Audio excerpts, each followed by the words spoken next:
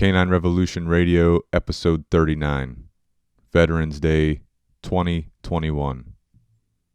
I thought, how many men like him had fallen through the years? How many died on foreign soil? How many mothers' tears? How many pilots' planes shot down? How many foxholes were soldiers' graves? No, freedom is not free. And that is a poem written by Kelly Strong, included in the book 100 Days in Vietnam, written by Lieutenant Colonel Joseph Tallon, U.S. Army retired, and his son, Matthew Tallon. And today we are honored to have the privilege to sit down with Colonel Tallon and discuss his book and discuss his experiences, to include when his OV-1 Mohawk aircraft was shot down by an enemy missile in Vietnam, and also some of the recovery that occurred afterward. Colonel Tallon, thank you for having us today. Thanks for allowing us some time to sit down with you and talk. So thank you for your service as well. My pleasure, and I'd do it again if I could. Yes, sir. Now, we were just mentioning before we started the podcast, 3 powerful words, right? The most powerful words that you think are in existence right now, and I have to agree with you, and that's in the introduction of your book, and that says, I had time. 3 words that a lot of people take for granted, right?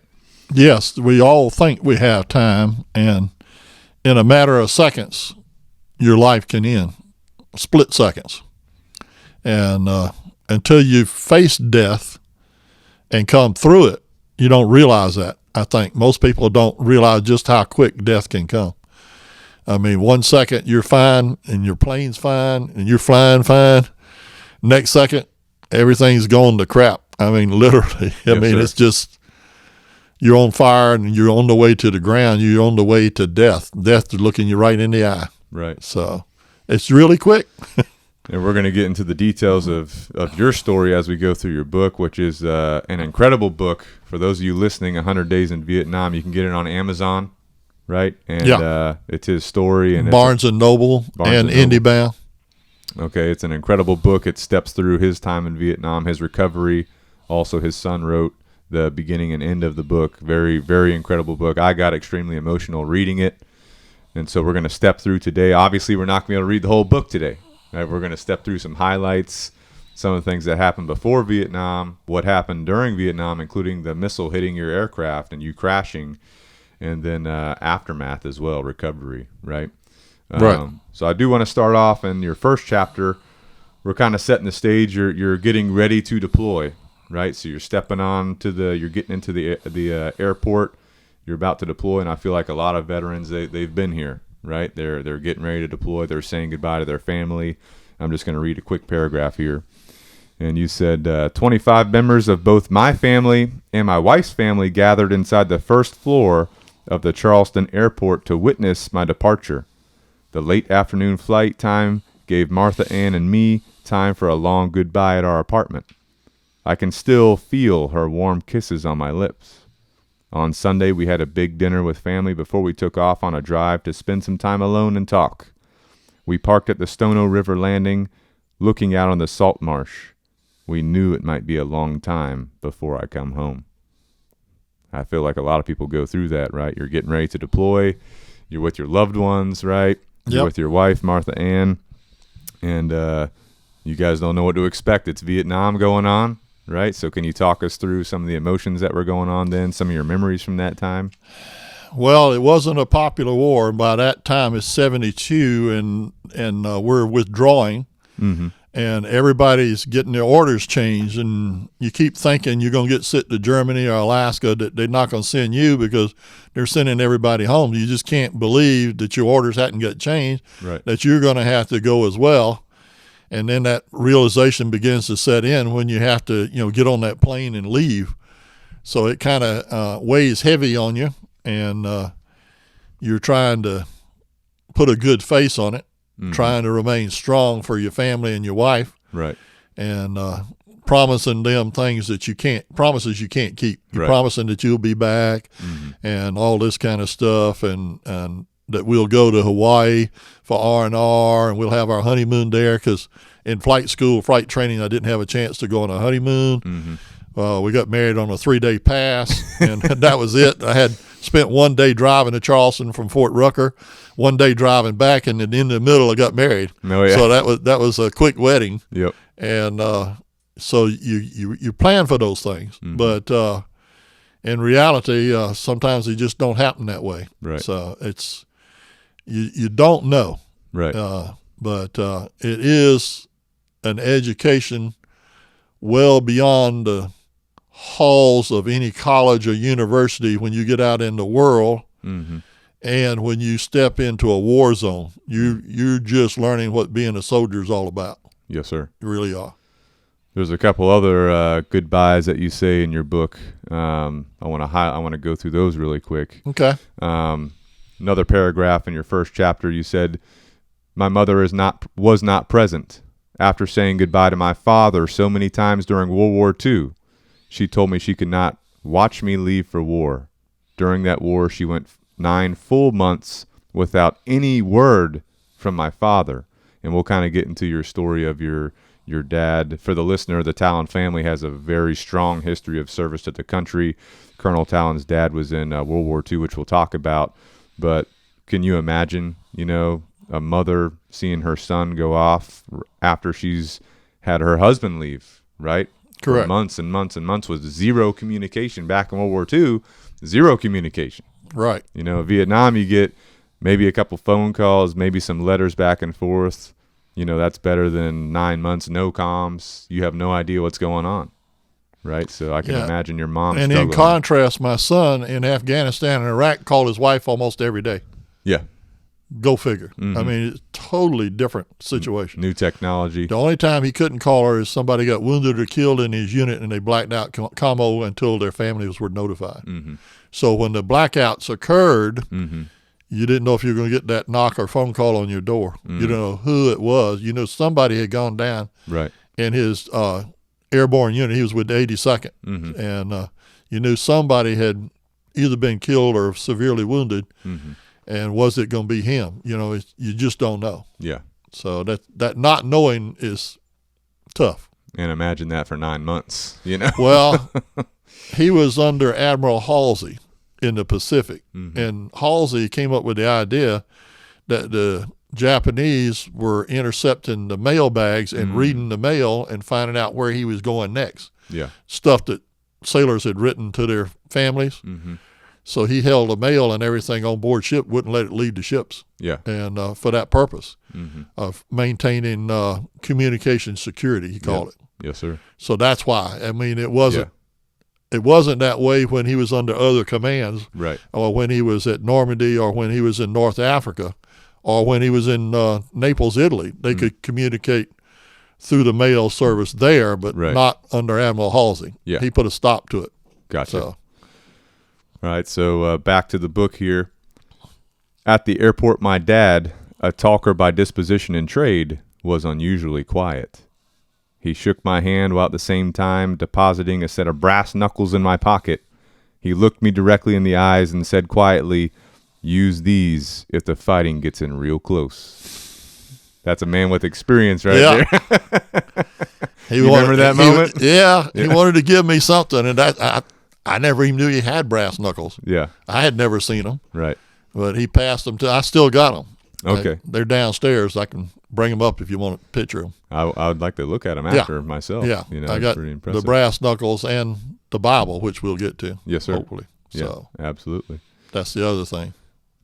Talking real quick about when you went off real quick to get married, then you came back. I think at the time it was Lieutenant Colonel Jerry Patton that was the CO at the time, and he told you, son, if the Army wanted you to have a wife, they would issue you one. He was just joking with you, right? But he let you take off for a couple days, get married, and then roll back into service, right? Yeah, he was the airfield commander. Okay. And he was chewing on a cigar sitting in his office when I went in there. And he says, "Lieutenant, if the Army wanted you to have a wife, they'd issue you one." That's the way he talked, a real gravelly voice.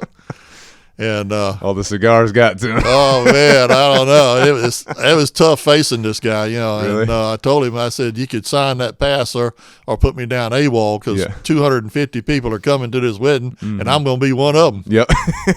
So he started laughing and said, I want to make sure you're serious. Yeah.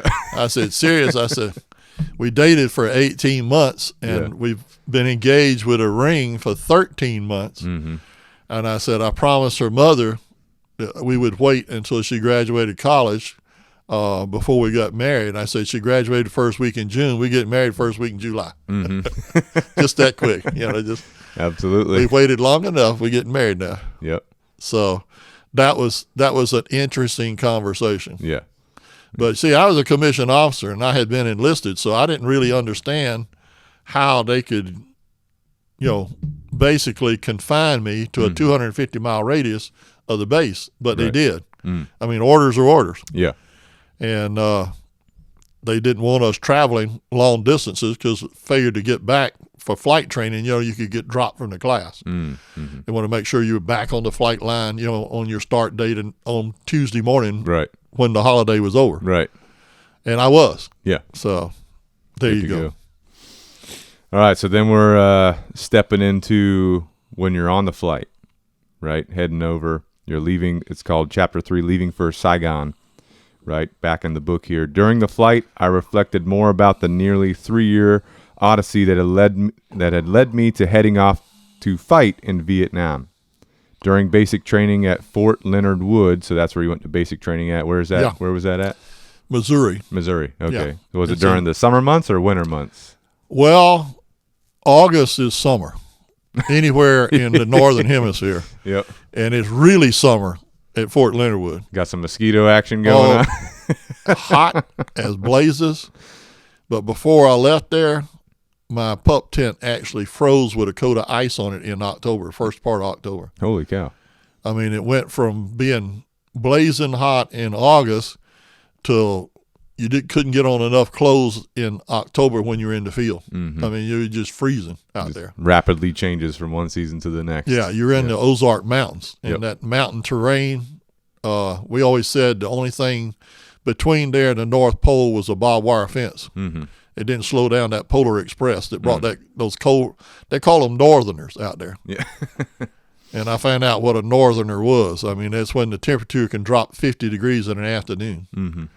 And I mean, you go out on a field exercise in short sleeves and sweating, and by the next morning your tent's froze solid. Oh, yeah. Yeah. It's hurting. Just crazy. Yeah. I mean, you can't plan for that or dress for it. You just can't have enough clothes. Mm-hmm. So, I mean, it's just like, whoa. So teaches you how to deal with the elements. Well, or some people don't make it, I guess. Somehow I didn't think in Vietnam we were going to have to deal with ice. Yeah. Or snow. Yep. But it got really cold really quick out there. Mm-hmm. So that amazed me. I had never been to Missouri in my life, and Army soldiers called it Fort Lost in the Woods, not Fort Leonard Wood. Yeah. And I found out why, because there wasn't anything around there that looked like civilization. It was woods, wooded. Yeah. Completely surrounded. And you flew into a little dirt strip with a tail dragging DC-3, and there was a Quonset hut there with a black phone and a field table and instructions written on the wall on who to call depending on what unit you were going to, and they'd send somebody out to pick you up when they got around to it. Holy cow. Which took about 4 hours. Yeah. So yep. That was my introduction to basic training from on a plane from Fort Jackson the night before all night, doing different hops, and getting there finally about midday the following day. Mm-hmm. And then they didn't process us until about 10 o'clock that night. They were waiting on another group coming in from Chicago.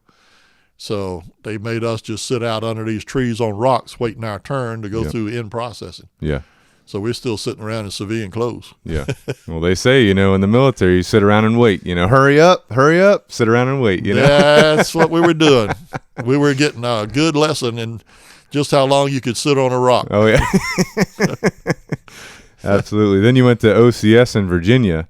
Correct. And while you were there, you, I believe you injured your Achilles, right? They put you on crutches. They wanted to bump you a class. You said, no, wrap it up. I'm sticking with this class, right? They wanted to put it in a cast. I knew if they put it in a cast, that was it. I would get turned back. And I said, I'm not going back to breakfast. Right. I didn't want to back up because they spent every day trying to break you. Mm-hmm. Every day trying to see if you'd break. Right. And I didn't want to repeat even breakfast in training. Mm-hmm. So absolutely. Once I got past breakfast, I was looking forward to the next meal, and the next day I didn't want to look backwards. Yeah. So absolutely. And so you made it through OCS with that injury, right? And afterwards, I was on crutches for about 3 to 4 weeks with it. It was a partial tear in my Achilles tendon, and I had to wear the same uniform the guys were wearing. Mm-hmm. If they weren't wearing gloves, I couldn't wear gloves. Mm. So everywhere I went on those crutches, by the time we got there, the blood would be running out of the palm of my hands down the crutches, where it would wear blood blisters and blisters in my hands. Yeah. And they would bleed from the wear and the stress I was putting on my hands, keeping up with the platoon. Mm-hmm. But I did. Yeah, absolutely. So good to go. All right, so I believe this is when you're landing in Vietnam, right? This is the first as soon as you land, right? The book says here, the passenger door opened. Rather than a burst of fresh air, however, the smell that hit me was like a dumpster behind a Chinese restaurant. The stench of rotting food and oppressive humidity enveloped me. I heard the rumbling of artillery and the distinctive thump, thump, thump of mortar fire. I had arrived. I was in Vietnam.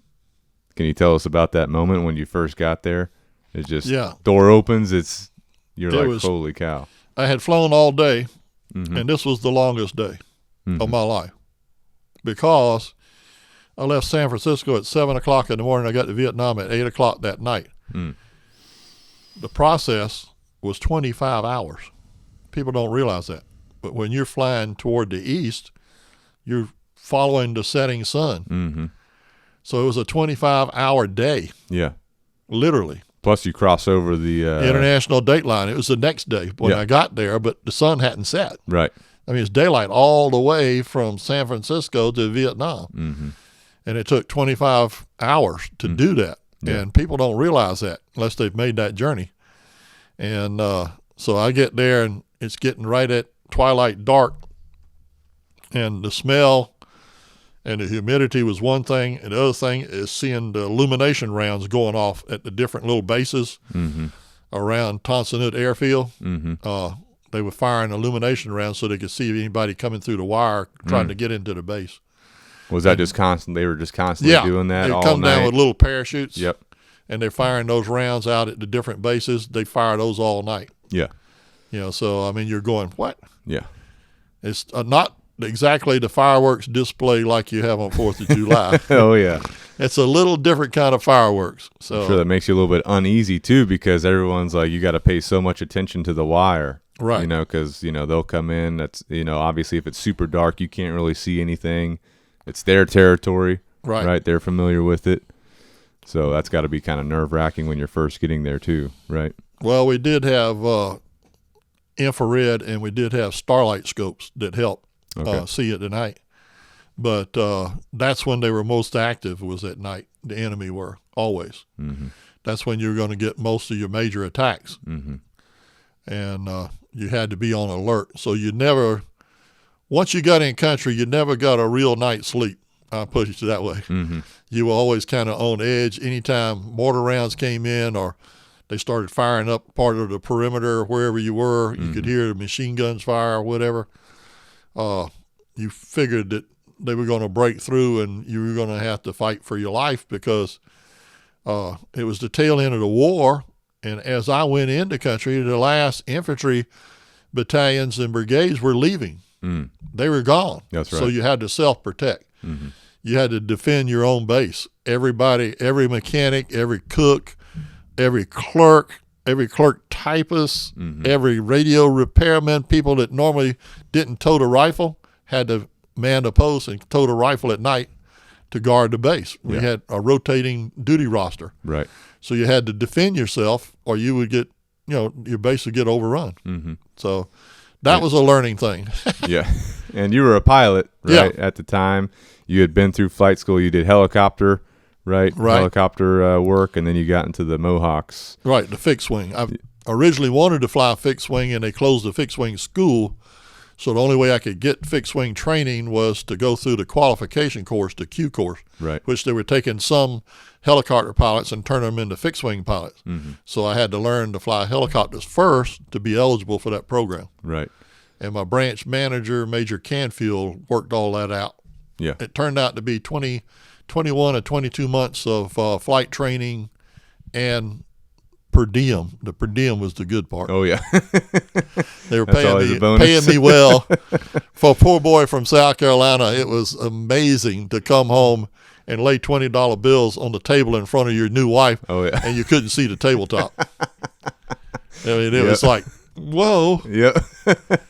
where'd all that money come from? We didn't know there was that much money in the world. Absolutely. So with that being said, right, you got the helicopter experience. You've also got the fixed wing. So you're arriving in Vietnam, right? I'm going to go back to the book here for a second because this is a concern when you first get there, right? Yeah, yeah. So back in the book real quick, where you get assigned in Vietnam can determine how long you will survive in combat. Yeah. I just talked to some seasoned pilots. They told me the Army desperately needs helicopter gunship pilots. Yeah. The casualty rate for pilots flying Cobra gunship missions is very high.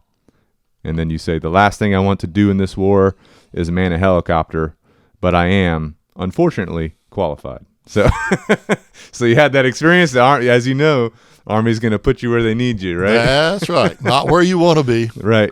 Put you where they want you. Not where you want to be. They're going to put you where they want you. That's the way it works. Absolutely. And I've had to explain that to my daughter-in-laws in detail and their parents, that some reason, they didn't get any military training or experience. And you just have to let them know that once you're in the Army, you don't get to make those decisions. Right. So people don't understand that. They think you are a full U.S. citizen and that you're fully protected under the Constitution, but once you put on that uniform, you're not. You're subject to the Uniform Code of Military Justice, not the Constitution of the United States. Yes, sir. You come under the command of the Commander-in-Chief, which is the President, and the Joint Chiefs right on down to your company commanders, your battalion commanders, whoever. And it's a different set of rules to live by. And we have our own judicial system for punishing those who can't follow the rules. Simple as that. Yeah. So, and we have our own prisons, unfortunately. Yeah. And some people can follow the rules, some can't. Yes, sir. You have to learn to do that. Absolutely. Day 4 in Vietnam. It comes time for they're going to put you where they need to put you, either helicopter or fixed wing. So you're getting up in front of Major General McClendon. Is that how you say his name? McClendon. So I'm going to read this real quick just because it's a good story, right? So so you're lining up in front of the general. I'm going to go ahead back to the book here. We lined up in front of Major General McClendon's desk. This is the same General McClendon who was the base commander at Fort Walters when I was in helicopter training. So Correct. It's the same guy. Same right? guy. You don't know if he remembered you or not, though. So I was hoping he didn't, because I was the guy that landed that helicopter in Possum Kingdom Lake to watch it off the bottom. that was a crazy story. Yeah. Hey, if you want to hear that story, if you want to read that story, you got to get the book. That story is insane. Yeah. That caused quite a stir. All right, back to the book here. But as a lieutenant, you get away with stuff sometimes. Absolutely. Back to the book. I did not want him to make the association of me with helicopters. That's right. So I set the commander's mind straight when I introduced myself. Sir, my name is Lieutenant Joe Tallon. I'm a Mohawk pilot, and I'm here to fly Mohawks. And the general, he's sitting there. Tallon, I had a Colonel Bill Tallon who worked for me. Is that your dad? And you said, no, sir, he's my cousin. And you say he's actually a distant cousin, but the general didn't need to know that. No. He's related to you. Right. Right. So the general says, damn fine officer. He was my operations officer on a previous tour. In his third floor office, he had an exit door labeled airborne only that had no steps. And the general is laughing, right? He's just having a good time. Then the general says, there's only one Mohawk unit left in Vietnam, the 131st up north. And he mentioned he was going up there early next week to visit some units. Be at my helipad 0700 Monday. I'll give you a lift. So that was your in. Yeah. That was your in. That got me into Mohawks. Yep. And out of gunships. Yep. So that was crazy, The right? connection with Colonel Tallon. Yep. I've used it before. It's in the book. You When use I it was many in flight times in the training, book. I've used that connection before. I had a class commander, a captain that was airborne all the way and was chewing my butt because I wouldn't pick up cigarette butts and empty ashtrays. Mm-hmm. I figured it was degrading for me as a commissioned officer since I didn't smoke. Yep. I said, you assign somebody that job that smokes. I said, I'll straighten the chair, but I ain't picking up cigarette butts anymore, and I'm not emptying any ashtrays because I didn't do it. Yeah. And you make the ones that did make the mess clean it up. Mm-hmm. Oh, he was out to get me. And then he found out, Colonel Tallon, he thought he was my dad. Oh, yeah. I never told him any different. Let him believe it. You know what I'm saying? After that, he got real nice to me. Yep. Colonel Tallon signed my orders in Vietnam. Oh, I yeah. said, oh, yeah. Yep. That's my dad. Good to go. Yep. Now, did that general ever figure out you were the Lieutenant Tallon from the helicopter flight No. school? Yeah. So good to go. Never found There's out. things that people just don't need to know. Absolutely.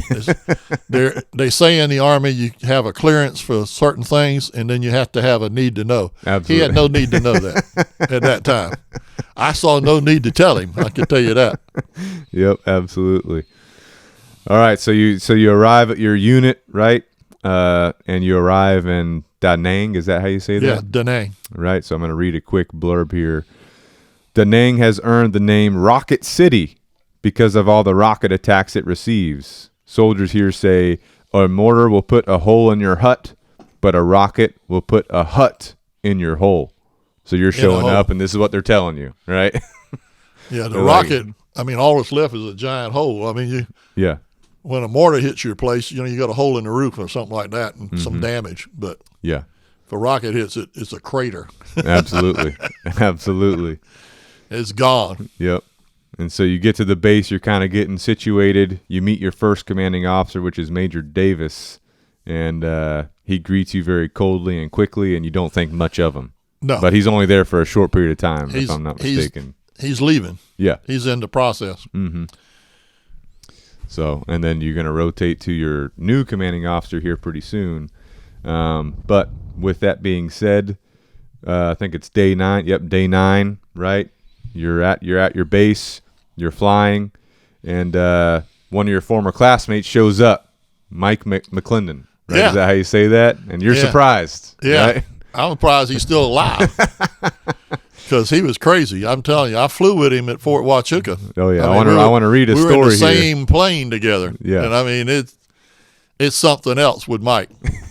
He's dangerous. Well, when you guys first saw each other at that base, what were y'all? Oh, holy cow, Mike! What are you doing here? You know, what was you guys super excited, super amped up? Yeah. Well, we both went through Mohawk training, so that was the only Mohawk unit left in Vietnam. But there was one in Alaska and there was one in Germany at the time. Mm-hmm. So I mean, you could have gone anywhere. You could have gone back to the States to Fort Hood. There was one there. Yeah. So, I mean, the chances of us both ended up at Marble Mountain, and we had been in the same plane together at Huachuca, Right. flying the same plane at night on missions. That's very rare. Yeah, absolutely. So right after you see Mike here, this is what you say back in the book here. Yeah. Flying with Mike was like pulling down the locking arm on a roller coaster. You were reasonably sure you were going to survive, but you knew you didn't have any control during what promised to be one hell of a ride. You said Mike was from New Jersey. He said flying a plane was easy compared to driving the Jersey Turnpike because in the air, no other vehicles got in his way. So he's just a cowboy in the air. He's just going Lord. wild. And then actually you put a story in here from I believe it was flight school. Where Yeah. You guys kind of dipped over the border there for a second. Uh-huh. And basically Mike is just giving you a roller coaster of a ride it seems like just for fun. He's Trying to see if give he me can hold it. vertigo. Yeah. He wants to see me puke. Yeah. And you're You the know. navigator, Yeah. right? I'm the one that's telling him where to go. Right. And he's trying his best to make me sick. And he did a pretty good job. I never did throw up, but I wanted to. Oh, you held it in because you didn't want him to get I that win. I didn't want to give him the satisfaction. You know? But he asked you, I'm pretty sure you're flying. This is back in flight school for the listener. We're back in flight school real quick. And Mike's trying to just throw you for a loop. And then he's like, hey, where are we, Joe? He's like, where are we? You're like, we're in Mexico. And he's like, oh, shoot. And so you guys make it back to back across the border to the States. Nobody ever figured out. But, Mike was just going ham, trying to throw you off, having a good time. Yeah, right. We were about 20 to 30 miles into Mexico below Nogales, and the only thing that got us back north is we saw the lights from Nogales. Oh, that's right. The city. That's right. At night, and we headed toward the lights, and then we realized that was the border. You could see the border crossing. Yeah. And the guards, as we were kind of low. Did they see you? They look up like, what are they doing? They heard us when the Mohawk is designed for stealth. Right. You can't hear it coming at all. And when it goes by, it makes a sound kind of like, super quiet, real quiet. Yeah, you feather out your props. You're flying in stealth mode. Yep. That's the idea, is to learn to sneak in and sneak out. So I guess that part of the mission we were doing correctly, because that's what we had to do in combat: sneak in, sneak out. Right. So we snuck into Mexico and snuck back out. Mm-hmm. So fortunately, we didn't get shot down or reported, or we'd have had some grief there. That would have been a bad day. It would have been a very bad day. Yep. Pausing right there real quick. Talk to us a little bit about the Mohawk. That was your aircraft. You already mentioned that it was built for stealth. It was an intelligence gathering aircraft. But for the listener, can you tell us just real quick, brief overview on that aircraft, the different ways you could have it set up for different missions? Yeah, there basically were 3 missions that the Mohawk did: photo missions, the infrared missions, and the SLAR missions. The photo missions, of course, you had a nose camera and a belly camera, and you had to overfly the target to take pictures, which was very dangerous because some reason the people on the ground that have these machine guns and rockets don't like you taking their picture. And because they know it's going to likelihood get them bombed sometime in the future. Right. So they do their best to shoot you down. Now, the second mission that they have is the infrared, which is done at night. And the infrared cameras that are set in the plane and shows up on a screen, you can actually fly off that screen by seeing the terrain features and all on it. It picks up heat sources, the differentiation of heat sources, like a truck engine, that picks that up right away. Even if the truck is shut off for hours, it'll still have a certain amount of heat signature that it puts out.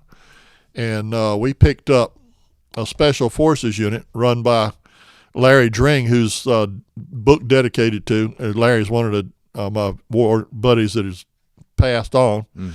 And he was in Cambodia and wasn't supposed to be there, and he had 1,200 men with him. Holy cow. And Montagnards. And no fires. They had a cold camp, no lights or anything. We picked him up. We were getting ready to bomb him. We sent in bombers to bomb him, and he asked me, how did we pick him up, because he was very good. I said, did you have any radios? He said, yeah, but they were turned off. I said, do you have any spare batteries? He said, yes. I said, the latent imagery on your spare batteries were detected. What? That's we crazy. Could pick that up. Wow. So we could find things that people just couldn't imagine, and we did that. It puts out a heat signature with the infrared, and that's the way we found him. And it's real good for finding whiskey stills in Georgia and Alabama when we were practicing. We could pinpoint. We could give you a 10-digit coordinate for every whiskey still in the state of Georgia and Alabama at one time. Oh wow! We knew exactly if they fired up, or even if the pot was just cooling off, we could find them. And we had some guys that were working with law enforcement that went through Mohawk training with us for that purpose, and Border Patrol people that went through the training to use that aircraft for that purpose. Okay. And then the last thing, which I flew most of my missions, was SLAR, and it picked up movement, troop movement. If they were moving more than 2 miles an hour on bicycles or something like that, or truck convoys, we picked that up. And then we had a The other side of the screen was a fixed target side. It picked up the roads and the bridges and any structures on one side. On the other side, it would pick up the columns of equipment being moved at night. And it had a tail on it. And the tail, the imagery interpreter could measure that tail. It's like a comet. Mm-hmm. And that tail would tell them approximately at what speed that convoy was moving and where it was headed to and what time it would arrive. Right. And when we reported that in back to our base, they would report that to the air boss, and he would interdict those convoys with fighter bombers. Mm. So my main mission was to get targets for the airstrike teams coming off the carriers. Yeah. In when I went to North Vietnam, that's what I was doing. Okay. At night and in the weather. Now, the SLAR setup had more. I think it had a boom on it, or had more equipment. Right? Outside the plane, it had a large boom because it has to rotate. Yep. It's inside a housing that's closed up, and it has to rotate and getting that signal back from the ground. Mm-hmm. And we can actually, it has a standoff capability where I can fly 50 to 70 miles away from a convoy and still pick them up. Okay. I just switch it onto that side. Yeah. And it'll, it's a side-looking airbar radar. It looks out to the side, not just directly under. Oh, nice. So that was an advantage for us that we didn't have to overfly the targets like you did on a photo mission or infrared. So we could actually get away out. A lot of my missions were out off the coast. I'd be 10 miles off the coast, but I could see everything within 50 miles of the coast that was moving. Right. So I was picking up a lot of stuff without having to fly directly over the enemy gun positions. Mm-hmm. And that's the only way you could survive. Because, if you kept flying over those positions, they would eventually shoot you down. Oh, yeah. Oh, yeah. They would get you. Absolutely. Now, with that being said, did the SLAR setup affect the handling of the aircraft significantly, or was very minimal effect on it increased the handling? drag quite a bit on the aircraft and made single-engine operation almost impossible. Mm. If you had a full load of fuel like I did when I took off with a SLAR boom, it usually lost between 100 and 200 feet a minute. Oh, wow. On single engine. Yeah. It would not stay in the air on single engine. Now, if you're doing imagery or IR, how close to the target do you have to be to actually execute that mission? Because with SLAR, you could be 50 miles away, give or take, right? You're going to be within anywhere from 5 to 10,000 feet, which is, a mile to 2 miles of the target. Right. And even closer, depending on what you're looking for. If you're trying to get troops encamped in the jungle, you're going to be flying over the treetops. You're going to be super dangerous. A couple of 100 feet above the canopy. Yeah. So it depends. Depends on which mission you're doing and what target you're looking for. Right. It varies. Yeah. You have to pre-plan your missions. I used to go into the ready room and pre-plan my missions and pick out my targets that I had to hit and get the grid coordinates. And then when I went out and did my run-up on the plane, we had a navigation system that was similar to the Apollo mission. Mm-hmm. And I could put in up to 20 locations, 8-digit coordinates, and the autopilot would fly me to each point on the ground, even though I never saw the ground. Yeah. It was fully weathered in, and it was dark. Yeah. So I didn't know exactly where I was, but that navigation system knew within about 10 meters exactly where I was in the world. Nice. So it made that type mission possible at night when nobody else had that capability at the time. Right. We now have drones that do that and satellites that do it, but we didn't back then. Mm-hmm. In other words, we had to go up there and do that mission, and it was a dangerous mission. Oh, yeah. You were unarmed and unescorted in a prop-driven plane being chased by MiGs and SAM missiles. Mm. It's always interesting. Yeah. It kept your heart bumping. Absolutely. So jumping back in the book here, it's day 18, right? Okay. You're in Vietnam, day 18. Just going to read a quick paragraph. I've been thinking a lot about my father lately. I cannot believe he was away from his mother for so long during World War II. Away from my mother for so long during World War II. How did they do it? They had very little chance to communicate with one another during those 3 years. At least I can write and receive letters and attempt the occasional call on the military affiliate radio system Mars line. So you're sitting, you're in Vietnam, you're going through your daily duties. Right.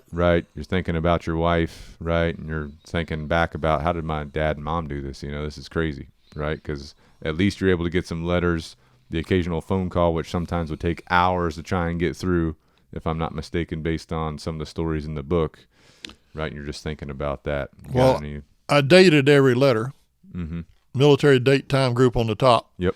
And by doing that, it became a journal. And there were 79 of those letters. My wife kept them all in a notebook. Yeah. And it became the heart of the book. And because it gave great detail and accuracy to the book. Right. It was exactly what I did each day. I remember doing those things.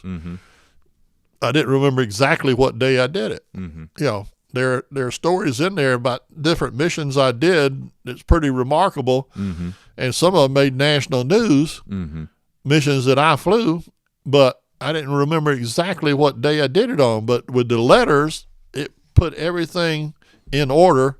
And a lot of people that were in Vietnam have read or written books about it, have said, your book is the most accurate book we've ever read. Now, how do you keep it so accurate? I said, well, other guys were going to the club and getting drunk at night. I was writing my wife. Yeah. You know, whenever the only time I went to the club was either to eat or watch a movie. And then I went back and I promised her I would write her every day. Yeah. Now, some of those days in combat, people don't understand what a day is. They think it's from daylight to dark. And in combat, that ain't true. I mean, some of those days are 36 hours long, you know, before you put your head on a pillow. And some of them are longer. So a lot of times she didn't get a letter in a 24-hour day period, but I would catch her up when I did sit down to write on what I had done since the last letter. Right. So that's the way the letters provided that basis. Right. And I actually wrote her and mailed her a letter at 6 p.m. on August the 11th, the night before I was shot down. That was my last letter, because after that, my hands were burned so badly I couldn't write. Right. And I was blind in one eye. So. Yeah, I mean, the detail that you go into, and I like how the book's laid out, day 26, day 27, like you're going day by day, you know, and some days it's just daily duties. Some days something crazy happens. Yeah. Right? I want to jump into day 28 right now, which is Tuesday, June 6, 1972. Okay. D-Day anniversary. Right. So you're flying north, right? You're off the coast. You're going up to do a mission. Right. I'm going to jump into the book here real quick. I could make out a small number of small, flat-bottom sampan boats partially concealed under netting, and could plainly see the outline of the body of a ship in the shadow on the ocean floor. I immediately placed a call to the air boss, gave him the coordinates, and requested fire. I had mission points further north, so I continued with my route. And correct. It comes up later in the book. That was actually a major target that you spotted. Correct. Right? Yeah. And I think they wrote a newspaper article. It was in about Stars and Stripes, Yep. actually, because they were violating the blockade. It was Chinese ship. That's right. And we wouldn't fire on it because President Nixon was doing ping pong diplomacy with the Chinese at the time. Right. And we didn't want to upset them. And they were bringing missiles and arms to North Vietnam against that blockade. Right. They weren't in the harbor at all. They were out hiding behind an island. And they even had palm trees and stuff on the deck of the ship, so it looked like an island. That's crazy. The thing that gave it away was the shadow underneath it on the bottom of the ocean floor was the direct outline of the ship. Yeah. And I just happened to be, that was one of the few day missions that I had flown. Yeah. And I just happened to see it. Yeah. And did you just happen to look out the window and you saw it? Well, I had 20/10 in my right eye and 20/12 in my left eye back then. And I could see things that other people couldn't see. I could be driving down the highway at 60 miles an hour and see an ant walking on a pine tree limb and tell you what color the ant was. Holy cow. And other people just couldn't even see the ant. Yeah. Yeah, and they're going, do what? I said, you didn't see that red velvet ant walking down that limb? No. Yeah. So, I mean, you know, I would be dove hunting. Yeah. And doves coming in the field, and I could actually see the shot going toward the doves out of my gun. Wow. When I shot. That's how good my vision was. Very advantageous for a pilot, no doubt about that. You know? Yes. Especially intelligence, pilot. I mean, my mission was to gather information on the enemy, where they were and what they were up to. Right. And being able to see out of the cockpit We had a bubble canopy. Mm-hmm. It looks like a dragonfly. Mm-hmm. Big bubble canopy on the front so that you could see my vision and the observer's vision crossed about 40 feet below the aircraft. In other words, I could look out the side and I could almost see over to his side of the plane because of the bubble canopy. Yeah. And it was designed that way on purpose, so that you could see things that other pilots couldn't see. Right. They had little small windows. We didn't. We had that plexiglass all around us, which stops nothing. Not even a fat bug can go through that stuff. Doesn't slow a bullet down at all. I can tell you that. With that being said, flying in Vietnam, I'm sure there's some interesting insects and all that. Do you remember any smashing up against your plane there as you're flying? Anything that like you and your observer were like, what the heck is that thing, I was between Cambodia and Laos at 10,000 feet. Mm-hmm. And I looked up and there was bug guts on my windshield. And I'm going, what are bugs doing at 10,000 right. feet? They almost need oxygen up here. Oh, yeah. And I looked back and the bug had gotten much bigger. I broke right. He broke right. It was an F4 going in the opposite direction.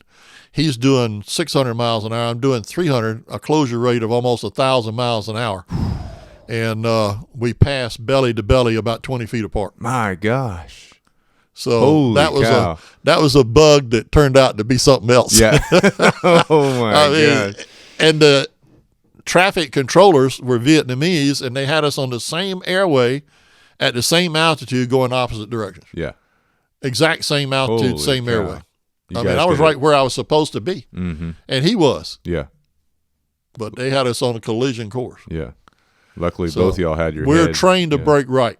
Yeah. When you in close proximity to another aircraft, you're trained to brake right. And I broke right, he broke right, and that's the only reason I'm sitting here. That's insane. Because it would have been a mess. Yeah. Oh, yeah. Oh, yeah, absolutely. The speed we were going, they need to pick you up with a shovel. Golly. All right, so I want to jump back into the book here and read a lengthy paragraph, but it kind of highlights your father, right? Yeah. Because it's Day 28, Vietnam, June 6, 1972. You're reflecting, right? You did your flight, you get back, you're doing your debrief, all that. You're kind of doing some relaxing. You're reflecting, right, on your dad. Right. I'm going to jump into the book here. Today is the anniversary of D-Day. This afternoon, I thought a lot about my father. He was involved that day in one of his toughest days. He's always been quiet about it. But not long before my departure for Vietnam, I did get him to talk a bit. He told me he manned a dual 20-millimeter anti-aircraft gun on a landing craft vessel that shuttled medical supplies into the beaches and shuttled wounded Americans back out to the hospital ships waiting offshore. His craft made 6 trips back and forth to the beach. When I asked him which beach, he said they went to all of them. But he did say that on some of the beaches you could walk from the vessel to the beach on the back of dead American bodies floating in the water. His boat only picked up the wounded and stacked the stretchers on the floor while my father provided cover. After each trip back to the hospital ship, they used a shovel to remove the empty brass casings from below his gun and threw them into the ocean before bringing on more ammunition and more medical supplies. The only injuries he suffered that day were some minor burns on his legs from all the hot brass falling from his gun. After 6 round trips, they removed my father to get something to eat, since he had been at it all day, and he was the only one not to be wounded yet on his vessel. On the 7th trip to the beach, the vessel never returned to the hospital ship. A German artillery shell directly hit it while it was in the surf. My father is the 7th son of an Irishman, and he has always counted himself lucky, and none more so that day. That is a powerful story. It is. It's the truth. Yeah. He told me that the reason why they didn't hit him that day is because his wife and mother were praying for him. Mm. And I told him that wasn't true. Mm. And he said, what do you mean? I said, well, back then, Dad, you were a lot thinner. I said, now they'd hit you right off. You thickened up. He did not think that was funny. Oh, yeah. But he was quite thin back then, like I was when I was flying. I was about 170 pounds, 6'3". and had to stand in 2 spots to make one shadow. But I have thickened up as well. So you've been through a lot. For some reason, he did not find that humorous. Yeah. But he was all the time pulling jokes on people, and that was a joke I pulled on him. And he didn't like it. well, you know, yeah. I did a similar joke on my father-in-law.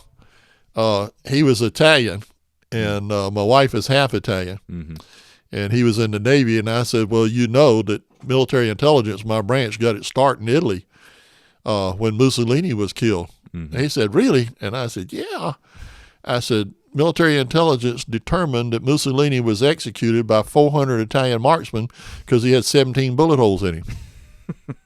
It took at least 400 of them to hit him 17 times. Somehow he didn't think that was funny either. Oh, yeah. Did you and him ever have a shootout on the range? Because I know you were an expert shot. Did you guys ever? Not my father-in-law. Yeah. No. Not my father-in-law, but my father and I, we were always competing against other, and I was always beating him. Oh yeah. You were beating him? Oh, I'm sure that was he was a good shot. Yeah. And had good eyes. Mm-hmm. And he when he manned a 5-inch gun, deck gun, he was the guy on the front of the gun that sighted it because of his vision. Oh yeah. And he was always sighting the gun in. He wasn't loading the gun. He was actually sighting. He was the observer or gunner on the front, on a little seat up front that he had to adjust the gun for its fire when he was on board ship. Okay. So that was his job because of his vision as well. And part of it is growing up in South Carolina, rural South Carolina, and hunting for quail and rabbits and squirrels and stuff to help feed your family. Mm-hmm. I mean, a lot of people hunt for sport now, but back then we hunted for food. Yeah. I mean, bottom line, we were looking for food and where we could help feed our families. Absolutely. We didn't waste shells. Yeah. And that's mentioned by one of my uncles that taught me to shoot. As we were leaving the airport, Uncle Willard says, I want to tell you one thing, boy. I'm buying your shells now. Don't waste none of them. Oh, yeah. He talked kind of with that voice. Yeah. And he wanted to make sure I made every shot count, Absolutely. which I tried to do. Yeah. So, well, like I said at the beginning of this podcast, you know, the Tallon family has a strong history of service, and your dad's story, right? Incredible. Yeah. Right? It's to live through what he did is unbelievable. Yeah. His gun crew was killed in Naples, Italy by a 250-pound bomb. He was the only survivor. His ship was sunk by a German submarine off of Scotland. He was the only survivor. Are you serious? His ship was sunk by Yeah. it? What? A German submarine out of his convoy, and he was the only survivor because he was AWOL. He missed the sailing. Are you serious? Oh my God. He wasn't what you call a model sailor. He had come back to South Carolina to check on my mother that had the flu. Oh yeah. And my sister, and he missed his ship leaving, and they put him in the brig for 90 days on bread and water in Maryland. Cow. Oh my gosh. Reduced it to 45 days, and he put him on another ship if he would volunteer to go on another ship, and he did. Yeah. But all the guys he had trained with and all his buddies and all that he went through gunnery school with were on that ship that went down, and no survivors in the North Sea. You know, you live about 2 minutes in that cold water, and that's it. Oh, yeah. You know, that time of year. Mm-hmm. And when he went to Murmansk, Russia, he was standing watch on his ship. They were delivering supplies to the Soviets, and his feet froze to the deck. Oh my God. They had to come take a chipping hammer and chip his shoes his boots off the deck to get him back inside and warm him up. Holy cow. He wouldn't leave his post, and Yeah. his feet literally froze to the deck of the ship. Holy cow. You know, with ice and all on the rails and all on the salt spray. Oh, turns to ice. Oh yeah. I mean, he went through things that, you know, you just go, what? Yeah. How did he survive that? Yeah. You know, but he did. And he came home, and the miracle of miracles is that he and 9 of his cousins were in World War II together in different theaters, and all of them came home, all 10. Yeah. The Mooneyhans had 6 in, and the Tallons had 4. So it was 9 boys serving, or men, and 1 woman, Florence Alford. She was a nurse. She was a Mooneyhan. She was a nurse at Fort Jackson treating the guys that came back wounded. Holy cow. So those 2 families have been written up in the Lee County Messenger and some other things, and have pictures of them and all that, of their service to the country. And my grandmother got a gold pin from Eagle from President Roosevelt, and it had 4 crosses in its claws with diamond chips in each one, representing the sacrifice she was making, 4 sons in combat. And Aunt Essie had one that had 6 crosses, 6 sons and daughters in combat at the same time. And President Roosevelt started doing that after the Sullivan family lost all 5 of their sons on one ship. So the Navy quit putting fathers and sons and brothers on the same ship. Yeah. That's their solution. Yeah. That try to prevent that. Yeah. So there is sacrifice for the country, and people that haven't done it don't realize it, and don't realize what it means. So when I got my draft notice, I couldn't go to Canada. I couldn't go to Denmark. It would still be part of my family because they got drafted too. So, now it's my war, my turn. Right. You know, it's the way I looked at it. It's my war, my turn. Absolutely. And I went, I was hoping it would end, but it didn't. So going back to your time in Vietnam, one of your extra duties that was assigned to you on your base was motor pool officer. Yeah. Right? Motor pool commander. Yeah. And so you're trying to sort out this motor pool. The commanding officer is telling you, hey, get this thing squared away. We got a lot of vehicles that are redlined or they're down. Right. I need you to get those vehicles online. So you're making all these new rules and everything. Yeah. But I have one of your letters to Martha Ann highlighted because I think it reflects about that time that you were going through. I'm going to read a paragraph of it real quick. Okay. I've been having good and bad days at the motor pool, but the situation has improved 100% in the last 10 days. I just got 2 new mechanics this week. We now have enough people to keep up with the work, and I can quit pulling wrenches. My mother would never let me work on our own cars, so I have learned a lot in the past month. Now, this duty, this motor pool commander, was not something that you asked for. It was given to you, right? Right, and you just took it over. You took ownership. Right, and right here just reflects like, hey, we're making improvements, things are looking good, and now I'm learning a lot, right? So you're making the best of a situation, which I think is a good lesson learned for a lot of people out there, even if you're not in the military. Right. If you find yourself in a situation you don't necessarily want to be in, you make the best of it anyway. Right? Can you talk a little bit about your beginnings in the motor pool? We'll get more into it later because it's really a big part of what happened over there. Well, the main problem with the motor pool is that when I took it over, we had 48 vehicles, and 28 of them wouldn't move. They were deadline. Yeah. So over half of my vehicles were not operational. Right. 3 captains had had that job before me in succession. All 3 had been relieved because they couldn't get the motor pool going. And you're a lieutenant at the time. I'm a lieutenant. Lieutenant. Captains are 03. Right. I'm an 02. You're an 02, so you're a lesser rank than they are. Right. They've all got fired. Yeah, they all 3 got fired. Yeah. I'm brought in to clean up this mess. And I'm talking to the major, who's my commander, and I told him I was not asking for that job, and I didn't want that job, and I wouldn't do that job unless I was the commander of the motor pool. I said, you can command the rest of the unit, but everything in that motor pool I'm going to be in command of. Who gets a vehicle and when they get it, they're going to have to go by my rules. They're going to have to obey my rules. So I had been enlisted. I'd been a sergeant before I got my commission. Right. So, I knew how things work, especially in a military or MP unit that I was in and stuff like that. Right. So I was used to giving orders and having people obey them. So rank didn't matter to me. Right. At all. I said, when I take over the motor pool, I will be in command of the motor pool because everybody you send to the motor pool can't get a clearance. In other words, we're in a very restricted unit to work on the planes, work on the imagery, work with anything to do with the intel gathering was, you had to have a secret to top secret clearance. Right. To do it. The motor pool, no clearance required. Right. So I got the rejects from the rest of the unit that had been drunks or drug addicts or AWOLs or something and lost their clearances. Or they never had one. Yeah. That's who I had to work. Yeah. I had, I think, maybe 2 trained mechanics, and that was it. My good fortune was Sergeant Dubose was assigned to me from another unit, and he had actually been a motor sergeant. Right. I knew nothing about their books. I knew nothing about the logs and keeping up with the records and all that, which was a major part of my job. Mm-hmm.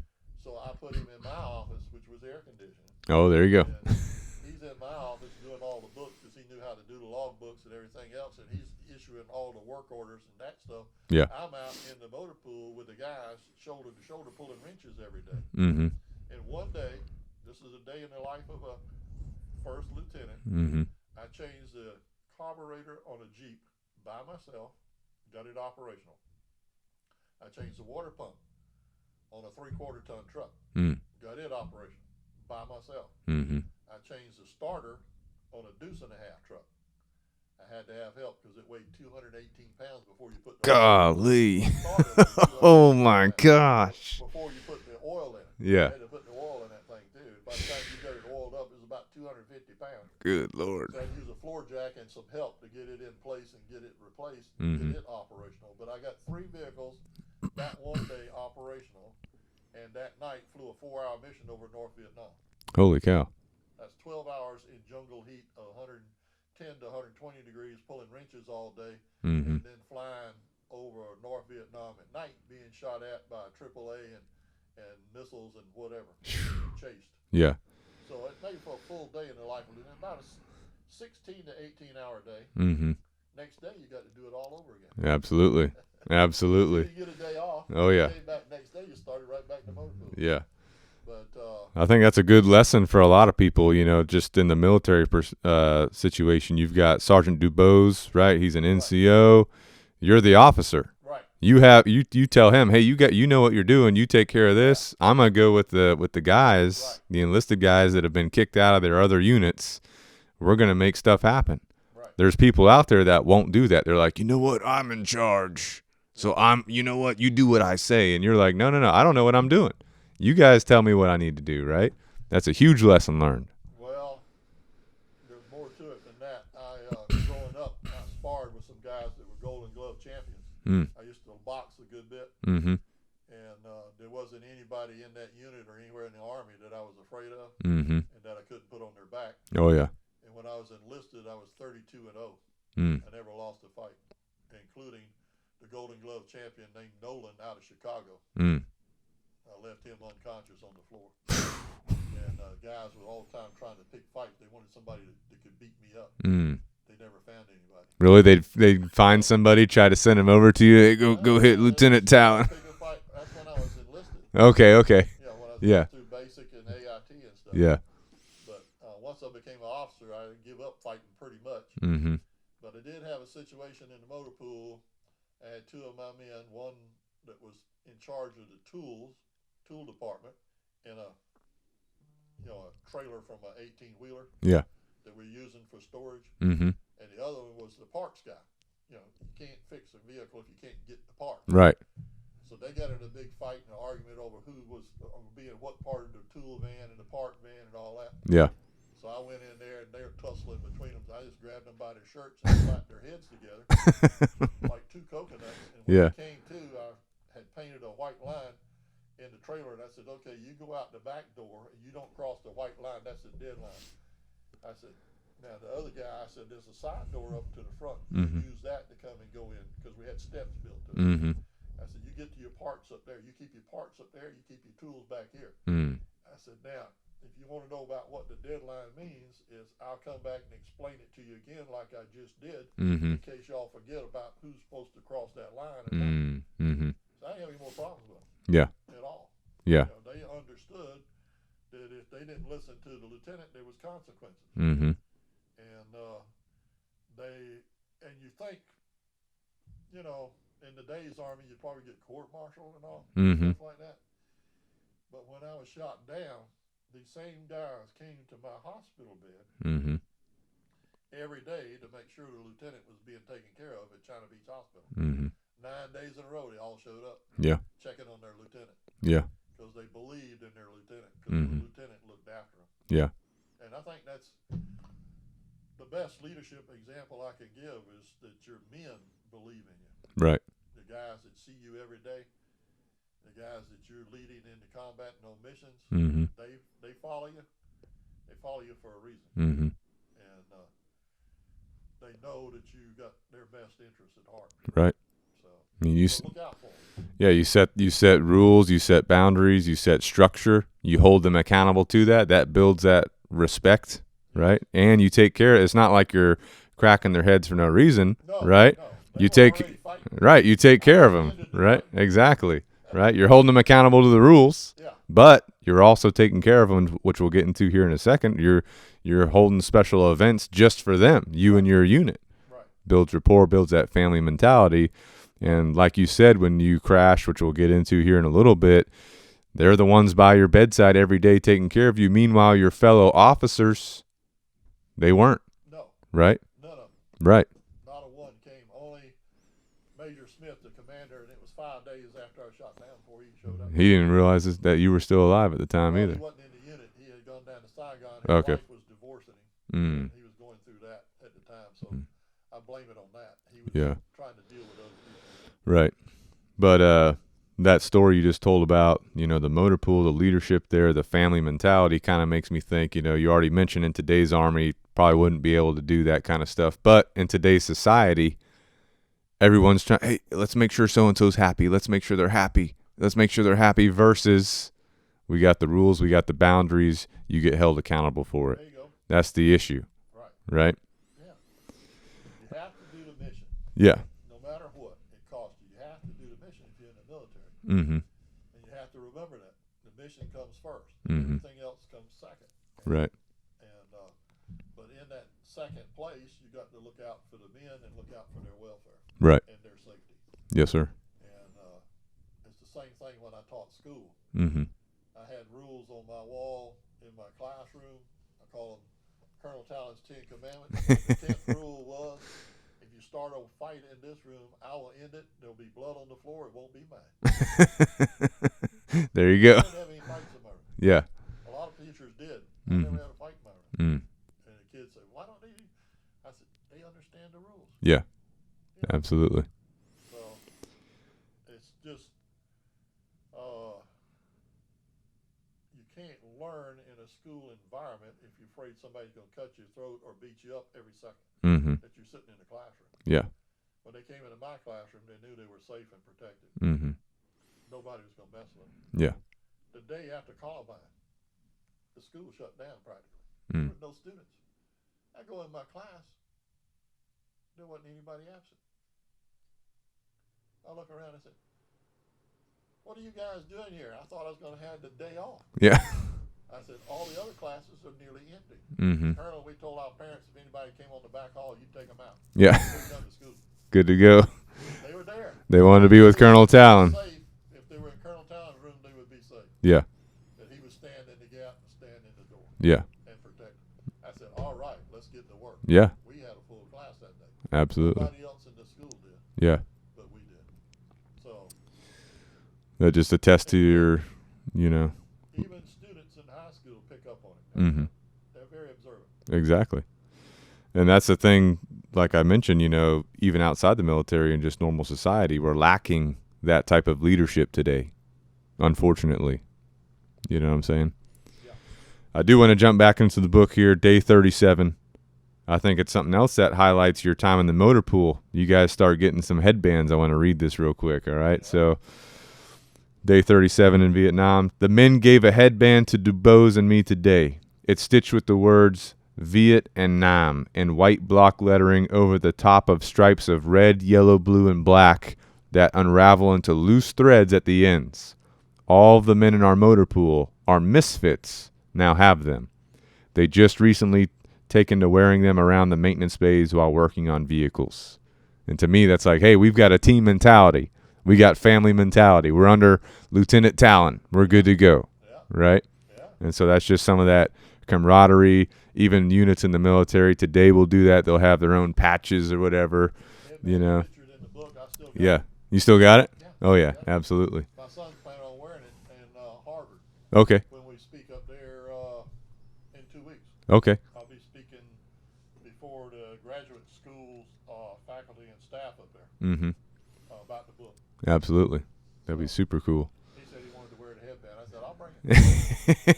Make sure you take the brass knuckles, too. That'd be cool to show. It's kind of hard taking them on a plane, I plan on flying, you know. They might frown on that a little bit. They wouldn't let my grandson take home a plastic lightsaber. Really? It was a weapon. What in the We world? did it for him for Halloween, and we had to take it back to the Halloween shop. Oh, He gosh. said he wouldn't let it on the plane. Yeah. So, who knows? Yeah. All right, another story, day 39. This one's pretty intense, right? You're watching a movie. Dubose tracks you down. Sir, we got to go to 24th Court headquarters. Our men are locked up. Yeah. And you say, what happened? They've run over a gook on the I-Court bridge. You say, I'll go get my gear. I'll see you in the arms room. Yeah. What happened there, and, what was the aftermath? It's in the book, the full story, but I want to get your, what happened from your... It was a Saturday afternoon, and I'd let them take a vehicle to go over to Da Nang Airfield because they had a better exchange than we had on our base, and our exchange was just about empty. It was a trailer. Mm-hmm. It wasn't much, and we were out of stuff, even toilet articles you couldn't get. Yeah. Toothpaste, soap, Mm-hmm. stuff like that. Deodorant, things that you actually needed, you couldn't get your hands on Right. at the very end. So they went over there on a shopping trip to go over there and to go by. Normally we would go by this little Chinese restaurant and get shrimp. Mm-hmm. Real good shrimp. I had the occasion of having it blown up around me from mortar attack. Yeah. But that's where they were going. And then on the way back, this Vietnamese on a moped was in the right lane on I-Corps Bridge, and there was a bus stopped on the bridge. And he went to go around it, and he actually ran into the side of their vehicle. Mm-hmm. They didn't hit him with the Yeah. hit him with the front bumper, he'd have been dead. Yeah. So they skinned him up and beat him up a little bit and Mm-hmm. stuff like that. He's hollering and all that. Mm-hmm. And then they took off and left because I gave them orders not to stop. Right. Because the vehicles got stripped. Mm-hmm. So the MPs chased them down Mm-hmm. and said that they were doing 60 miles an hour Mm-hmm. on I-Corps Bridge, and I knew the truck wouldn't do 60 miles an hour Yeah. to start with. Yeah. And having been an MP, I said, okay, I'm talking to the sergeant, and I said, how fast was your pursuit vehicle going? 60 miles an hour. Mm. I said, if they're doing 60 and you're doing 60 and they have a half a bridge length on you, you'll never catch them. Right. You're going to maintain that gap. Mm-hmm. If they're both doing 60 miles an hour. I said they had to be doing less than 60. I said, did you get them on VASCAR or radar? Because I've been an MP. Yeah. No, they were estimating their speed. Well, I said, I estimate the speed at 35 Mm-hmm. as their commander. Yeah. I said, but we got to have them back tonight. Yeah. Because they got to stand guard duty. Mm-hmm. So, but while I'm standing there, I'm bleeding. Mm-hmm. Blood's dripping on the floor. Yeah, because you got thrown out of a Jeep on the way there. On the way there, Sergeant Dubose, they picked me up. We been in the arms room, got armored up. Yep. And got our weapons and everything, and we were going, and around the first curve, out I go, because they had been working on the battery box underneath the seat on the passenger side. They hadn't bolted the seat back in, so me and the seat were leaving the plane like an injection. And fortunately, I grabbed the grab bar on the dash, and my left foot hung up in the wheel well of the Jeep in the front. So my right knee got drug under the Jeep, and my right hip and my right elbow and shoulder drug on the asphalt.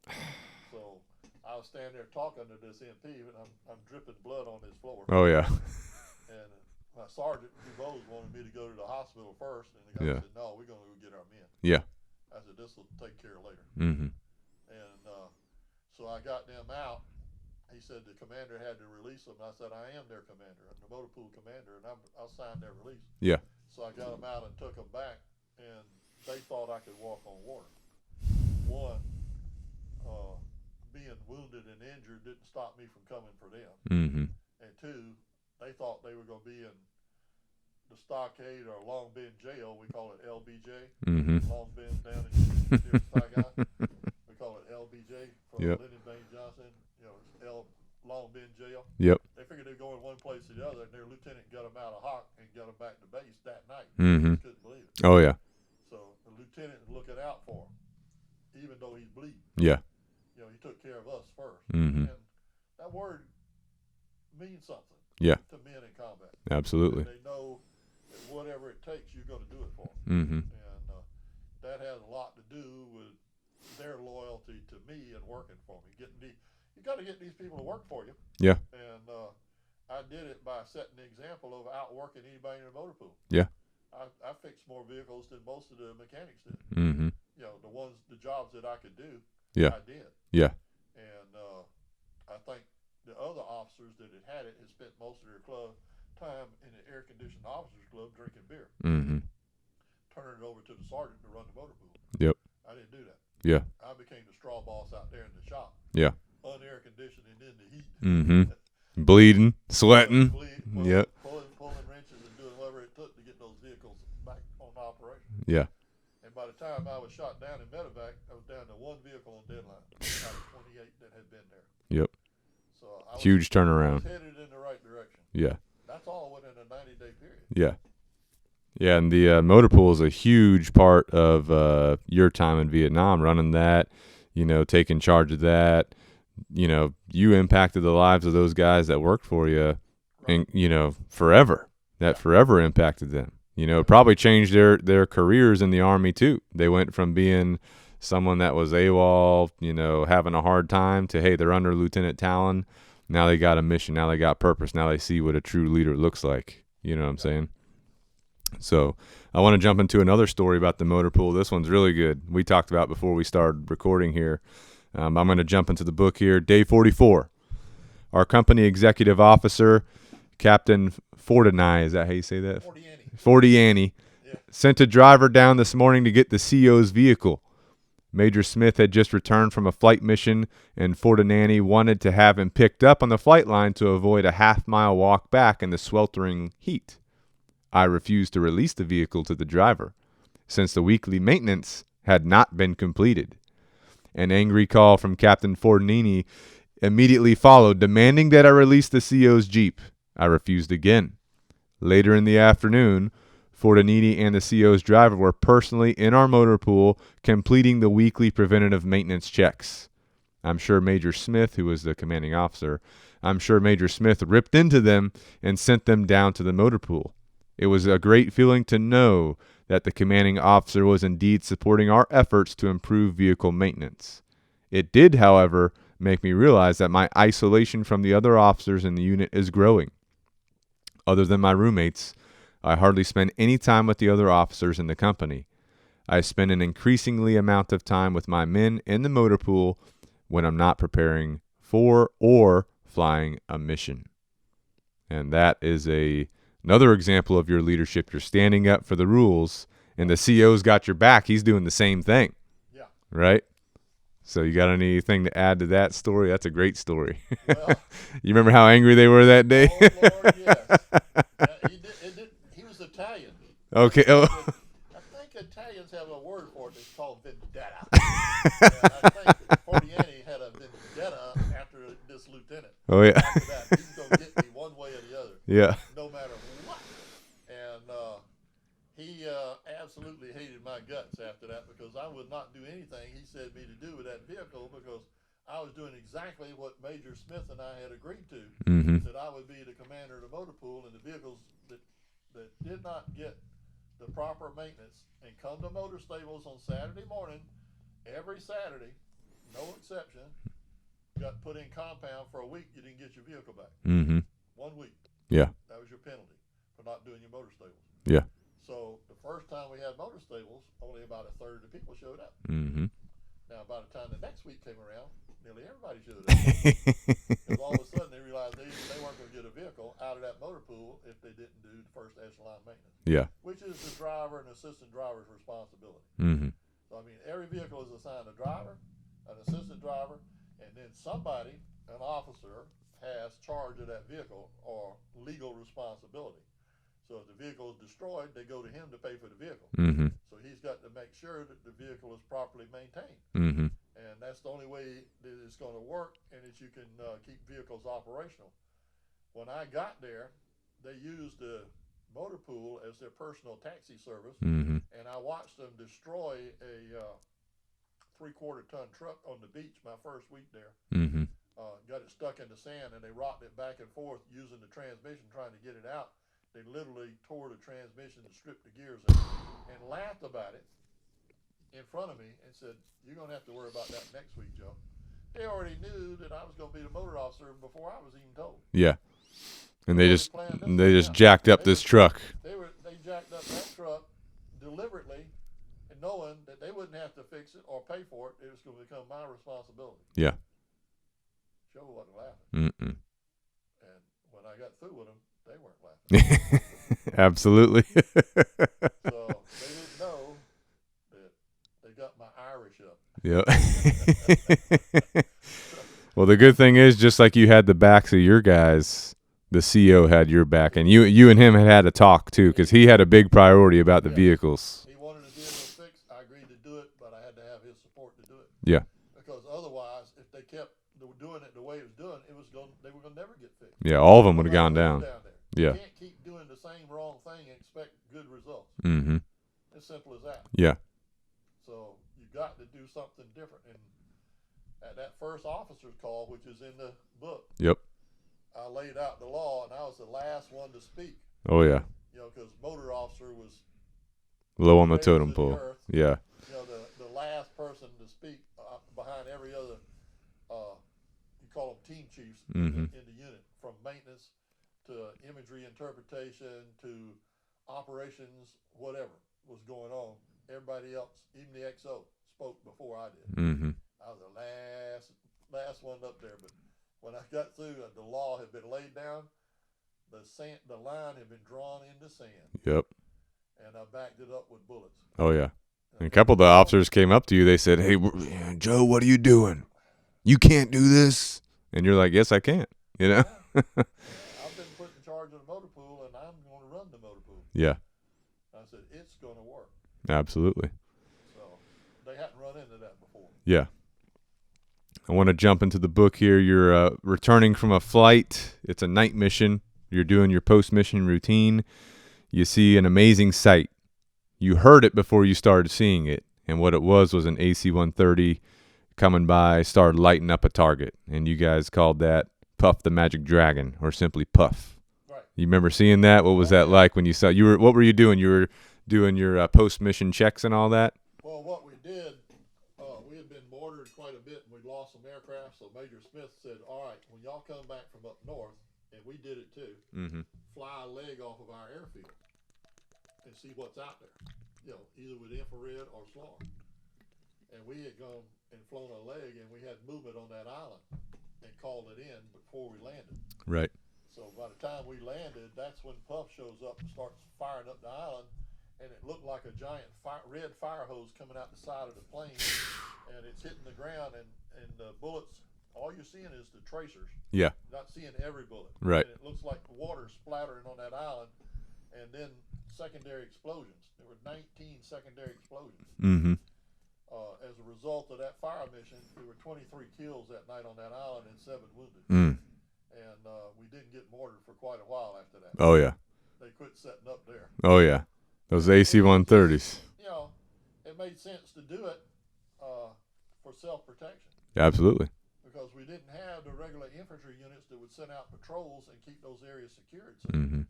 So the only thing we had to secure it with was air power. Right. And we had the eyes that could see them setting up at night. What they would do is they'd come in and set up their rockets or their mortars, and they would put them on timers and leave.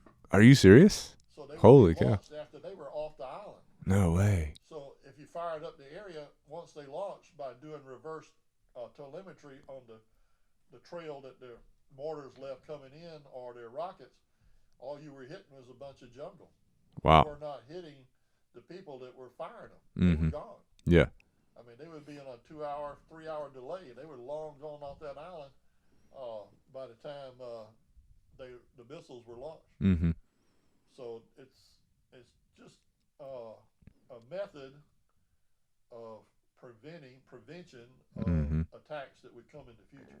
Yeah. And would have come that night. Yeah. Those secondary explosions were actually either mortars or rockets blowing up. Yeah.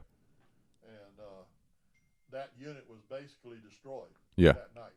Good. It's a 30 person, I say person unit because 7 of them were women that were killed. Wow. There were 10 women in that group and 20 men. Yeah. According to a report on the after action. Yeah. And they would kill you just as dead as a man. Mm. So Mm-hmm. I know the the. preacher one time get on to me. He said, "Colonel, I know you talked to the Lord about it, about killing those people like that." I said, "Yeah, I have." Mm-hmm. He said, "What did the Lord say?" He said he was very disappointed in me. He said he was. I said, "Yeah." He said he couldn't understand, as good a shot as I was, why 7 of them were wounded and weren't dead. The preacher didn't talk to me too much more about it. That's interesting because in the book before Vietnam, you were kind of struggling a little bit about. You went and visited a preacher, I believe, or one of your professors. Yeah, you were like, yeah, because you're like, you know, I thought the Bible said don't kill, and I was a youth pastor at our church. Yeah. I taught Sunday school. Mm-hmm. I was very active in our church. I got a scholarship from our church to help with college Mm-hmm. and all for leadership in the church. Yeah. And I was having a struggle trying to figure out how I was going to go into combat and be able to do these things, Mm-hmm. and how it was going against what I was reading in the Bible. Yeah. And Dr. Carpenter explained to me, he said, even David, you know, was told by God, you know, to wipe out these people that were in the promised land because God had given it to his people. Mm-hmm. And he had killed over 10,000 people. Yeah. You know, was the stories on David before he was anointed and became king. Mm-hmm. And that sometimes God is saying to us that it's not about the killing, it's about murder. Mm-hmm. He said what the 10 Commandments is basically saying is you shouldn't commit a murder. Right. But at times in this world, unfortunately, lethal force is called for. Yeah. And combat is one place it is. Yeah. On the streets, you got somebody come into your school and starts killing and shooting students. Somebody needs to take that shooter out. Yeah. You don't need to negotiate with them. You don't need to talk with them. You need to put them down so they can't kill anybody else. Mm-hmm. You know, the whole benefits better by them being taken down than trying to talk them out of it while they continue to kill people. Right. Is the way I look at it. Yeah. And it was hard for me to understand that as a teenager growing up. Mm-hmm. It really was. Raised in the church and everything. So Yeah. I didn't drink. Yeah. In Vietnam, I didn't drink beer, wine, or liquor. Mm-hmm. And I didn't smoke marijuana. I have yet to smoke a marijuana cigarette. Yeah. In my life. Yeah. I just didn't do those things because I was raised differently. Mm-hmm. And I think a lot of people in the unit resented it. But the reason I flew that last mission, because the guy that backed out, I wasn't scheduled to fly that night. The guy that backed out on the last mission, they knew that I would be sober. Mm-hmm. So they could come get me at a moment's notice and I'd go fly the mission. Because I wanted to fly. Yeah. You know, every chance I got, I wanted to go fly. Yeah.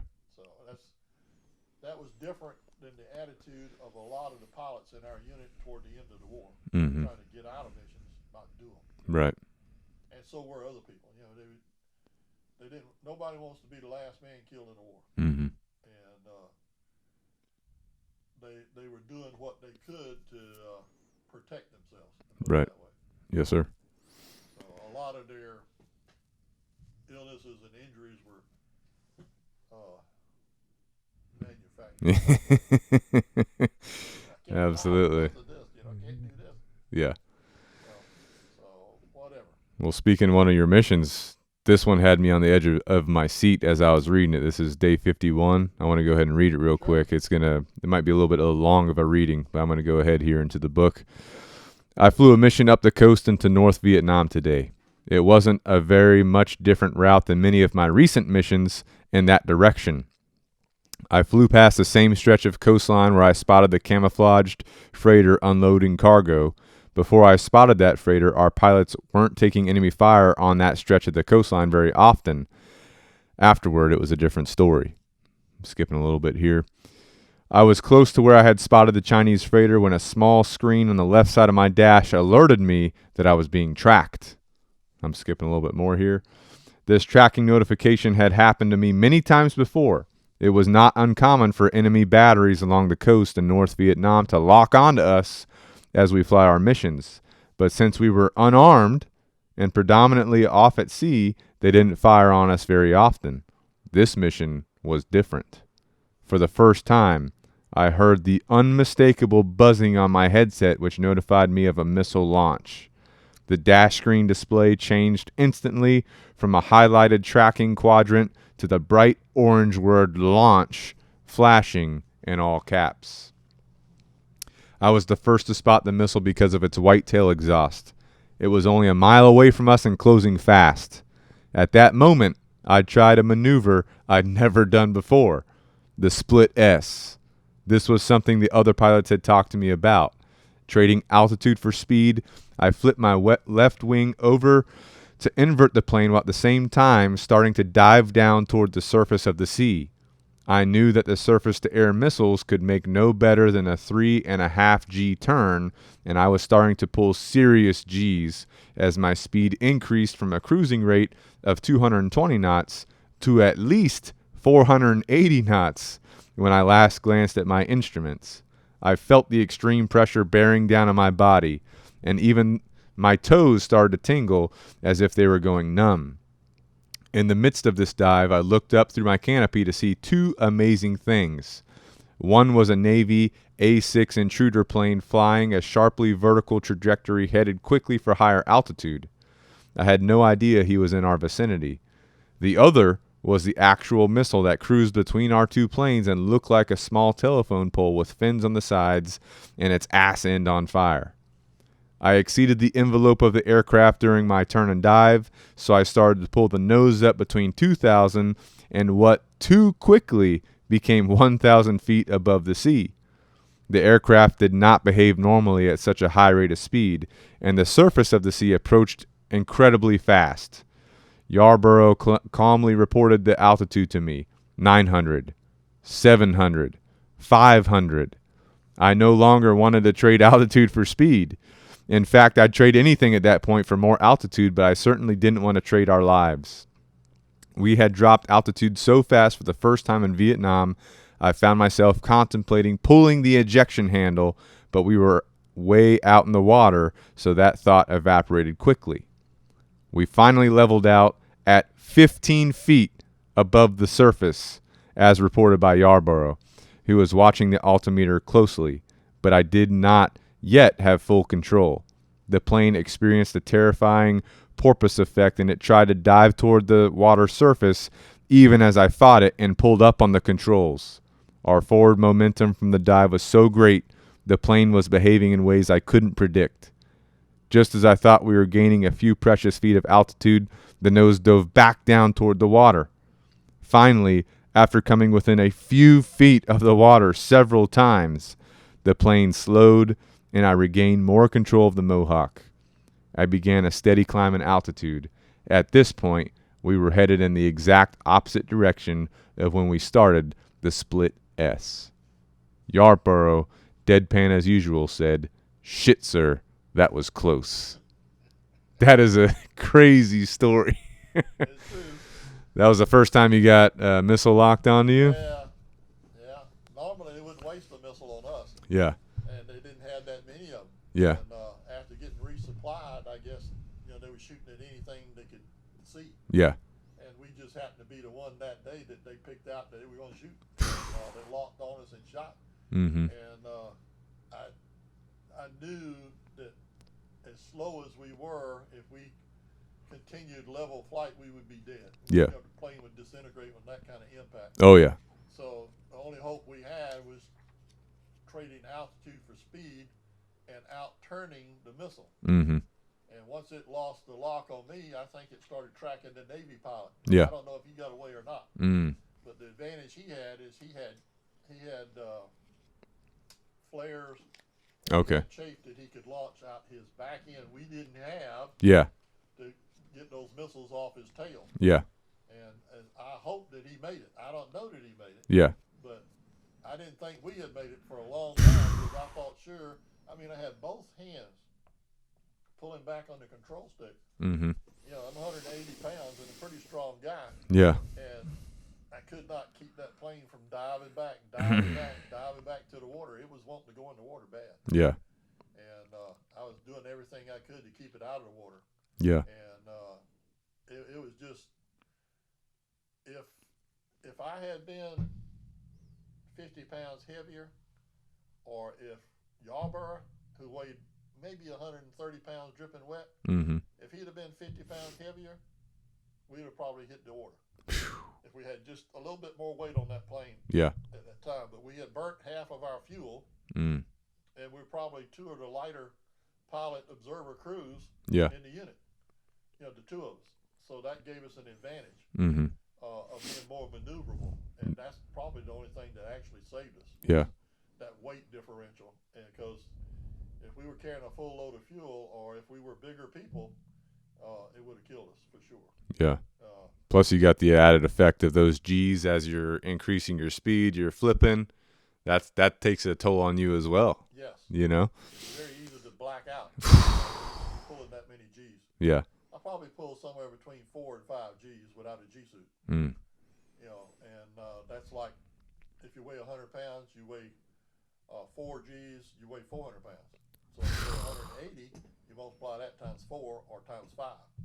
Holy And, smokes. that's putting a lot of stress on your body, Yeah. on your heart, your circulatory system, and usually the G suit pumps blood out of your legs back into your brain Mm-hmm. to keep you from blacking out. Mm. So fortunately, we neither one blacked out, Yeah. and we're able to overcome it and get the plane back and get it back south, Yeah.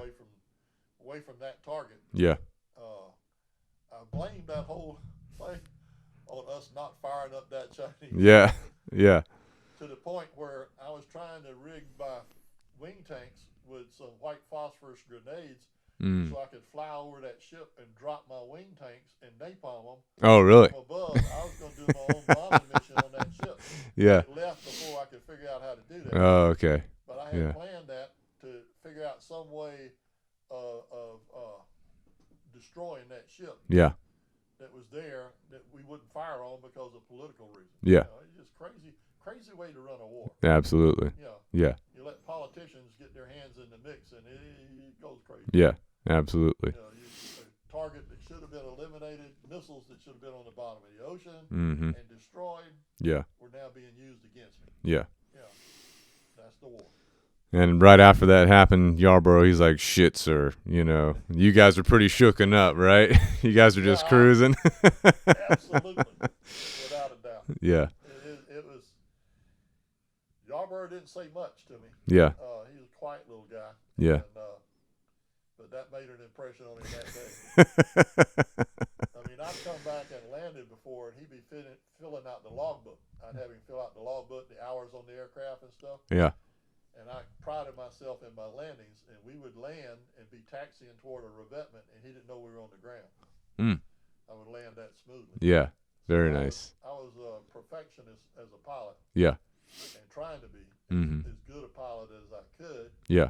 And he liked flying with me. I liked him flying with me as well because Yeah. you know, he did his job, and he wasn't a problem. Yeah. At all. You know, he was always there when I was going on a mission. Yeah.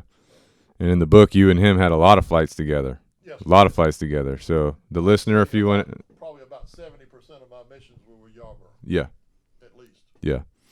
As with anything, the more you practice with that person, the better team you become. Yeah, you know. become a team. Yeah. One of the other duties that you kind of took on was fortifying positions, right? Mobile reaction force. Were you the mobile reaction force commander, or you were just yeah? So you got your yeah. And here and flying combat missions. All of a sudden, I get another duty where you got all these officers that have none. Yeah. Sitting back there playing poker and drinking beer, Mm-hmm. and figuring out jobs for me. Yeah. And when you do a good job, they just give you more. You know. So, not only me, but Sergeant Dubose. Oh yeah, that's right. Not only were they going to kill off the motor officer, they were going to kill off the motor sergeant. Yeah.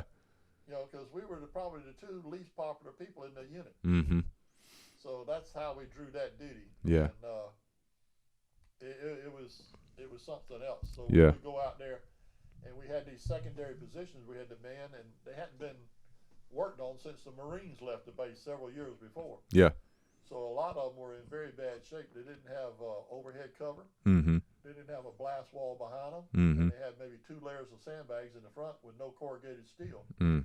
So we got out there and started putting corrugated steel, 3 rows of sandbags 2 rows of corrugated steel in the front, 1 row of corrugated steel, 2 rows of sandbags in the back, build an overhead cover, corrugated steel above your head, along with sandbags to absorb the shrapnel, not the bullet primarily, but the shrapnel that would come from an RPG or another round fired into the base. So the guys would have a chance to live. And my guys complained about it. Yeah. I had them out there with our vehicles filling sandbags in the heat. Yeah.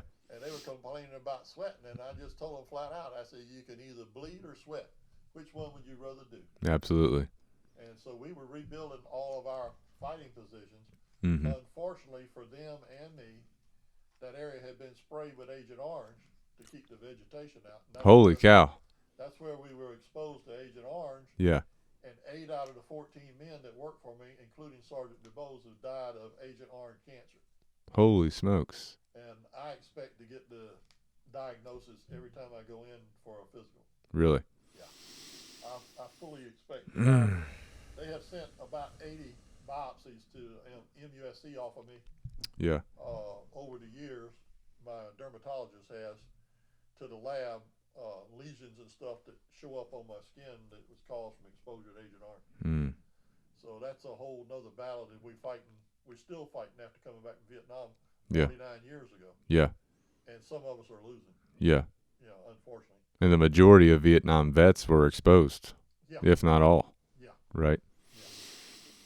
Yeah, even the guys off the coast, on aboard some of the ships, were sprayed from the wind taking it out.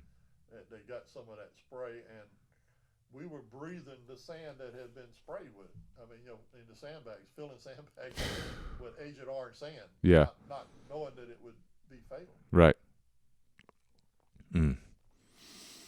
Intense. Yeah. And we'll come back to, you were part of the reaction force building up the walls, and then you had to end up getting through that to get back after your crash, which we'll talk about here in just a few minutes. Is I fell into brand new razor wire that I had helped put up. Yeah. It wasn't rusty. Yeah. What I had replaced was rusting apart. Oh, yeah. Well, before we jump into the actual crash story, I want to talk about one more story real quick. There's I believe it's an Air Force command and control aircraft, and they need you to escort them back because you're up in the air. So you're escorting them. Actually a FAC. Okay. Forward Air Controller. Oh, okay, that's right. Yeah, and they had some kind of issue where they need to get back to an airstrip. He was shot to pieces. More than just a little issue. Yeah. Boston and was shot all up. His plane was shot up. He was losing fuel and losing altitude. So there wasn't anybody else that could fly as slow as I could. Yeah. Up there. But you were having trouble flying that slow, weren't you? You had to do circles around him, essentially. He was flying about 75 to 80 knots. Yeah. My plane stalled at about 80 knots. So I had my gear down. I had my speed boards out. I had flaps, almost full flaps down, trying to slow myself down so I could stay with him. And I was still flying circles around him. Yeah. So I could stay with him because I could not fly as slow as he was. Yeah. Then whenever he made it back to the air base, you do a little bit of showmanship maneuver, did you not? I'm still a lieutenant. You gotta remember that. I'm still a lieutenant. Yeah. So you go do a little snap roll past the air base tower, right? You get back to your base. The captain, the CO, wants to see you. Tell me what he did. Tell me what he said. What happened? All right, here's the deal. This guy has about 2,500 feet left in altitude. Yeah. He's been losing altitude all the way down from North Mm-hmm. Vietnam. Now he's above 10,000 when I picked him up. Yeah. So we get down there, and he just nosed his plane down and went to the bottom of the end of Da Nang runway. They had double runways, and they were like 12,000, 13,000 feet long. We had one runway at my airfield, and it was 2,500 feet long. So it was a real short runway. Yeah. So they got this huge, B-52 landing strip there, with all this concrete and all, and you can't miss. Yeah. He just nosed it over because he wanted to make sure he got across Da Nang Harbor, across the water, didn't have to ditch in the water. Yeah. So when he got to the end of the runway, to make the end of the runway, he just went straight into the runway like he's doing a dive bomb. Then flared at the bottom and landed. Golly. And I said, monkey see, monkey do. Yeah. You know, he can do it, I can do it better. So I pulled in the flaps, I pulled in the speed brakes, I sucked the gear up. You know, went up to full military power on both engines, Mm-hmm. max power. I went down and nosed over. When I flared at the bottom, I was doing about 300 knots or better. Yep. Right down the Nang runway, about maybe 30 feet above the concrete, if that, 20, 30 feet. You know, it was close. Oh yeah. You know, it makes it a little more dramatic. Yeah. And then when I got halfway down the runway, I didn't need all that runway anyway. Yeah. I wasn't going to touch down. I wasn't going to put my gear down. Yeah. I just snapped up, pulled the nose up, and at that speed, I had enough forward airspeed that when I went by the control tower, I did a snap roll. And did that and went on over, you know, buzzed the tower with a snap roll. Not only buzzed the tower, but did a snap roll. And when I landed, I had to go see the major. Oh yeah. You know, because Tallon, what have you done now? Yeah. I got a reprimand and a recommendation for Distinguished Flying Cross in the same letter. For doing acrobatics below 1,000 feet or something like that. That's what they said. I said, sir, somebody needed to show the Air Force that the Army taught them how to fly. Mm-hmm. I said, all those missions that were flown in World War I and World War II were flown by Army pilots. There was no Air Force. The Air Force didn't exist until 1947. Yep. But they think they God's gift to flying. They ain't. I said, the Wright brothers taught the Army in the first planes to fly. Yep. And the Army has taught the rest of the world how to fly. I said, when I was in flight school, we had guys from the Air Force and the Navy and the Marines and all learning to fly helicopters with me because they didn't have a primary flight school. They had the advanced course, Mm-hmm. at the primary. Army was still teaching people. Yep. We were teaching Border Patrol people. We were teaching people from law enforcement all over the U.S. And I said, we still are teaching people how to fly. And I just wanted to remind them that the Army knew more about flying than the Air Force did. What was his facial expression when he's shaking his head? He said, you get my ass in more trouble. You know, he liked that though. Oh, yeah. He liked it. Yeah, lieutenants can get away with stuff that captains and above can't. Oh yeah. We kind of look at a lieutenant as a learning position. Yeah, there you go. So I would do things that, you know, it just kind of spurred a moment. Yep. That I thought would be neat. Oh yeah. So I mean, they're trying to kill you every day. Mm-hmm. So I mean, you know, you got to have a little bit of fun. Absolutely. You know, and the thing about flying in combat is just like teaching high school. Mm-hmm. You got hours of boredom punctuated by moments of stark terror. Yeah.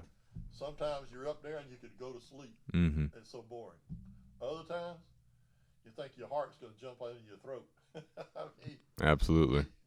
Yeah. You just know every second you're going to die. Yeah. Yeah. Absolutely. So, I mean, it's in between those two emotions that are going through your body all the time. Mm-hmm. Flying those type missions. So I had a chance to show off my aviation skills to the Air Force, the boys that flew, and I did. I gave them a little flight lesson. Yep.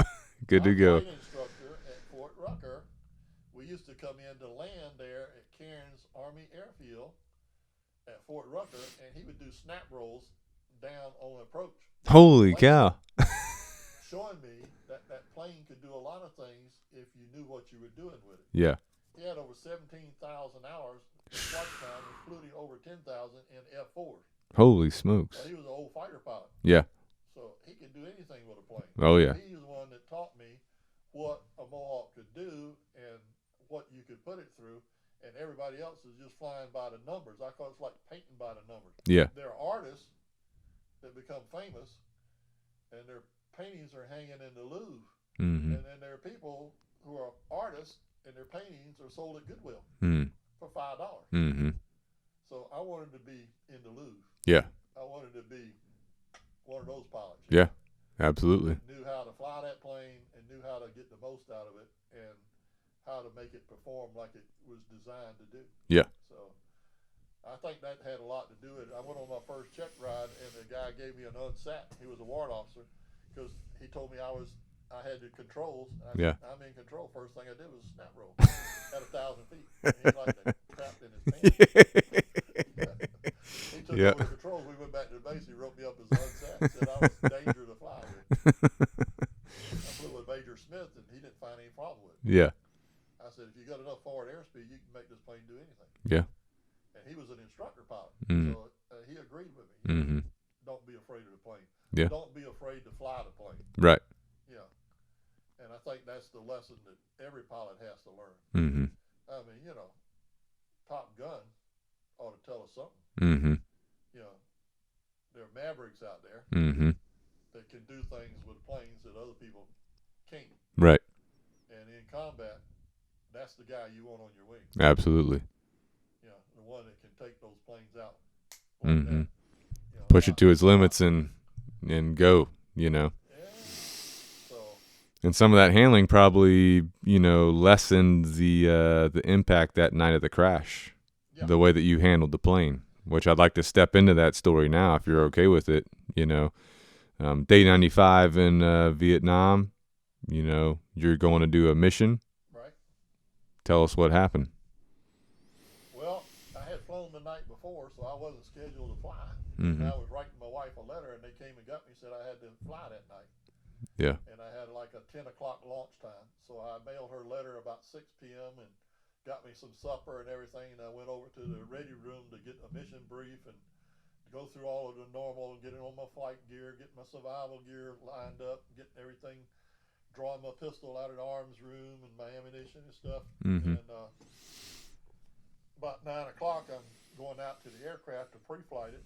And the guy that's flying with me, I never laid eyes on before, Daniel Richards. He'd been in Thailand. Mm-hmm. And I took one look at him and I said, son, how much do you weigh? Yeah. Yeah. He said, about 230, sir. I said, I'm going to have to ground you. I said, the seat 200 is the max limit. Yeah. He didn't want me to ground him. He said if I ground him, he wouldn't get to fly anymore while he was in Vietnam. He's leaving in October. Mm. He said he had already lost about 10 pounds since he came back from Thailand, and he was going to lose the weight. Yeah. But he wanted to fly. Yeah. So the thing that made it amazing to me was here was a guy that wanted to fly. Yeah. Mm-hmm. So few of them. Mm-hmm. I said, well, it's against my better judgment. I said, but I weigh about 170. You weigh about 230. I said, average is out to 200 apiece. Yeah. Yeah. So Yeah. Our average is legal. We could go. Yeah. So I decided to take him. And Mm-hmm. we did our pre-flight and everything, and we were doing a run-up. And the plane didn't have an autopilot that was working. Mm-hmm. And the plane didn't have an INS navigational system. I'm going on a night mission Mm. on targets you can't see from the air. I couldn't fly without the navigation system. I couldn't fly without the autopilot. Mm-hmm. I couldn't hold the SLAR steady enough Oh, yeah. for good imagery. Yeah. So they called, another SLAR plane was up, and it was coming back in about midnight. Mm-hmm. And it was operational. Mm-hmm. Everything was operational. Yeah. So we took that plane and parked it, shut it down and everything. We're waiting on this plane to come in. So by the time we got it, it was after midnight, and refueled it, did a hot refuel, did the run up and everything, got everything operational. About 1 o'clock on rollout and takeoff, everything was in the green. We're rolling down the runway. I mean, it just came back from a mission, no discrepancies, so the plane was good to go. Yeah. So we take off, we're rolling down the runway, and you got to back up into the apron Mm-hmm. to get up enough speed with a full load of fuel Mm-hmm. to get off the other end before you crash into the ocean. Mm-hmm. So we had done all of that, and I had revved those engines up to full power. Yep. Everything's still in the green, and then I released the brakes, and we took off. Yep. We're climbing out, and we might be 200 feet in the air, and I heard and felt an explosion on the right side of the aircraft. Mm-hmm. And the plane shook. I felt it. And Daniel said to me, that was his name, Daniel Richard. Yep.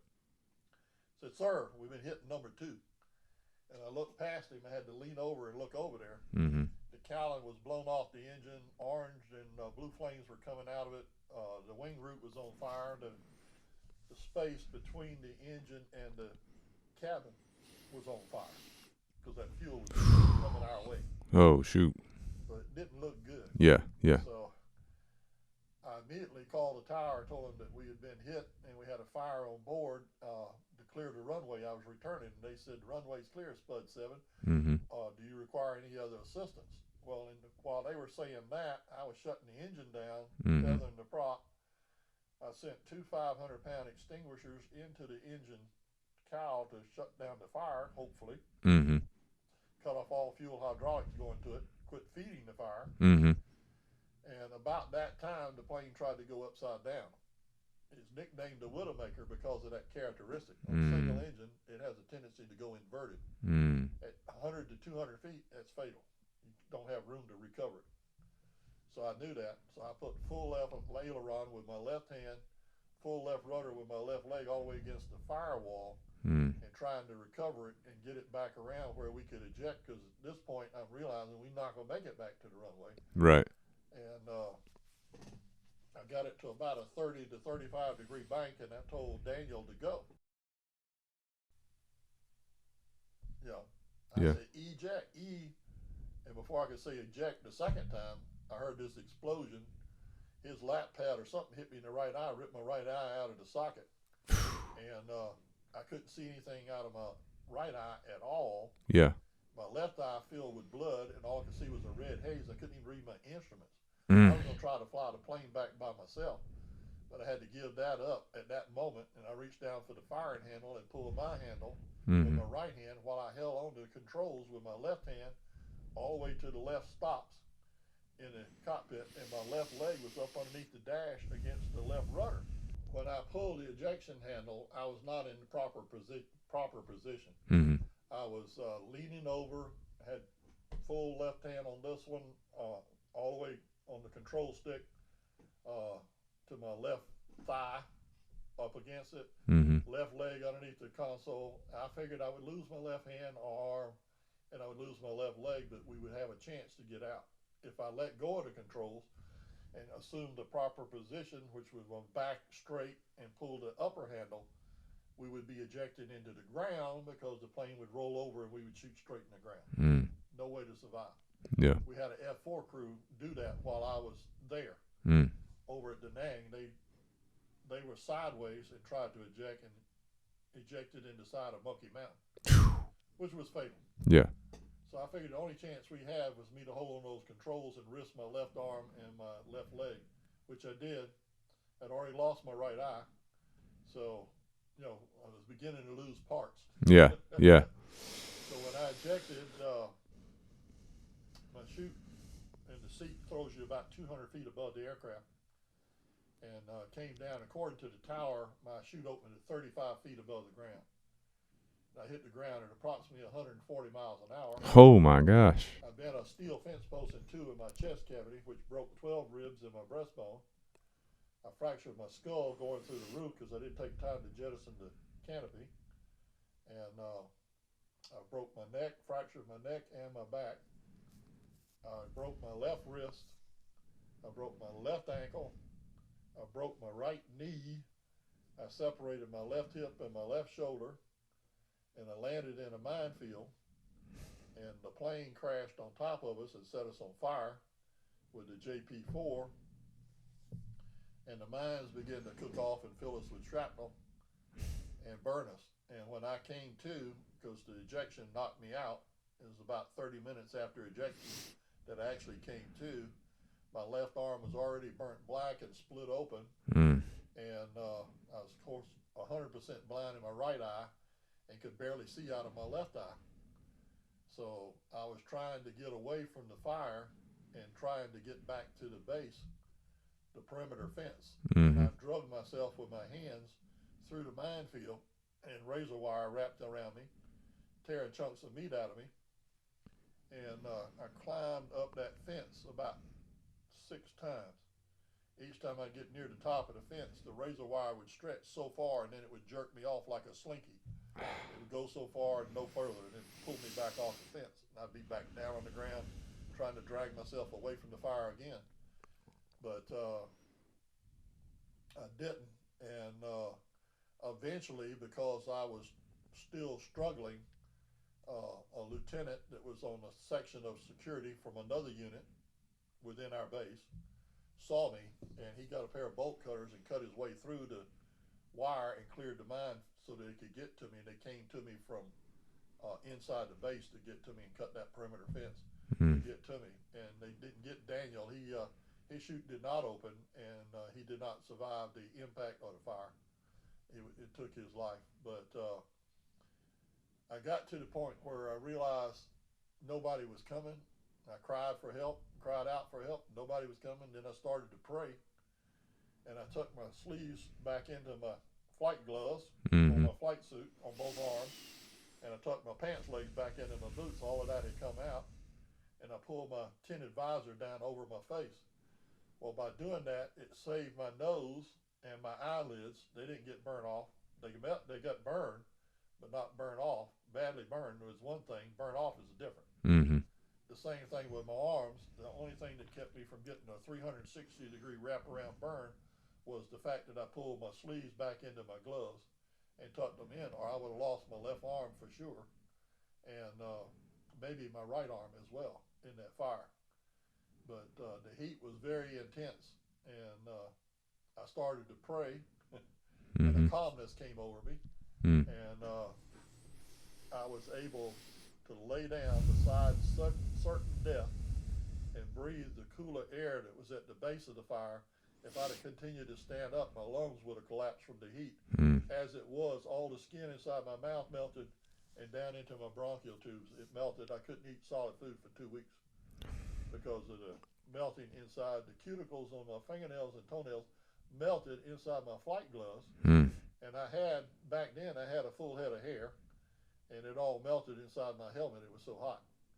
So the burns I received was actually through the Nomac suit and the protective equipment, but the skin of my aircraft was made mainly with magnesium, and when it got caught on fire from the fuel, it burns at about 7,000 degrees, hotter than a heliarc welder. So I was like I was in a welding torch instead of a regular fire. And that heat was so intense that it melted. My chin strap melted into my jawbone, and the doctor had to cut it out, pull it out of my jawbone at the crash site. The flight surgeon came to me after they got me clear of the crash site, put me on a stretcher, and they cut my uniform off me. And I was down to my drawers, even cut my t-shirt off me. I had my dog tags on, and they took my wedding band off my hand and put it on my dog tags, and by the next day my fingers on the left hand were the size of a small baseball bat, swollen from the damage to the ligaments and the burns.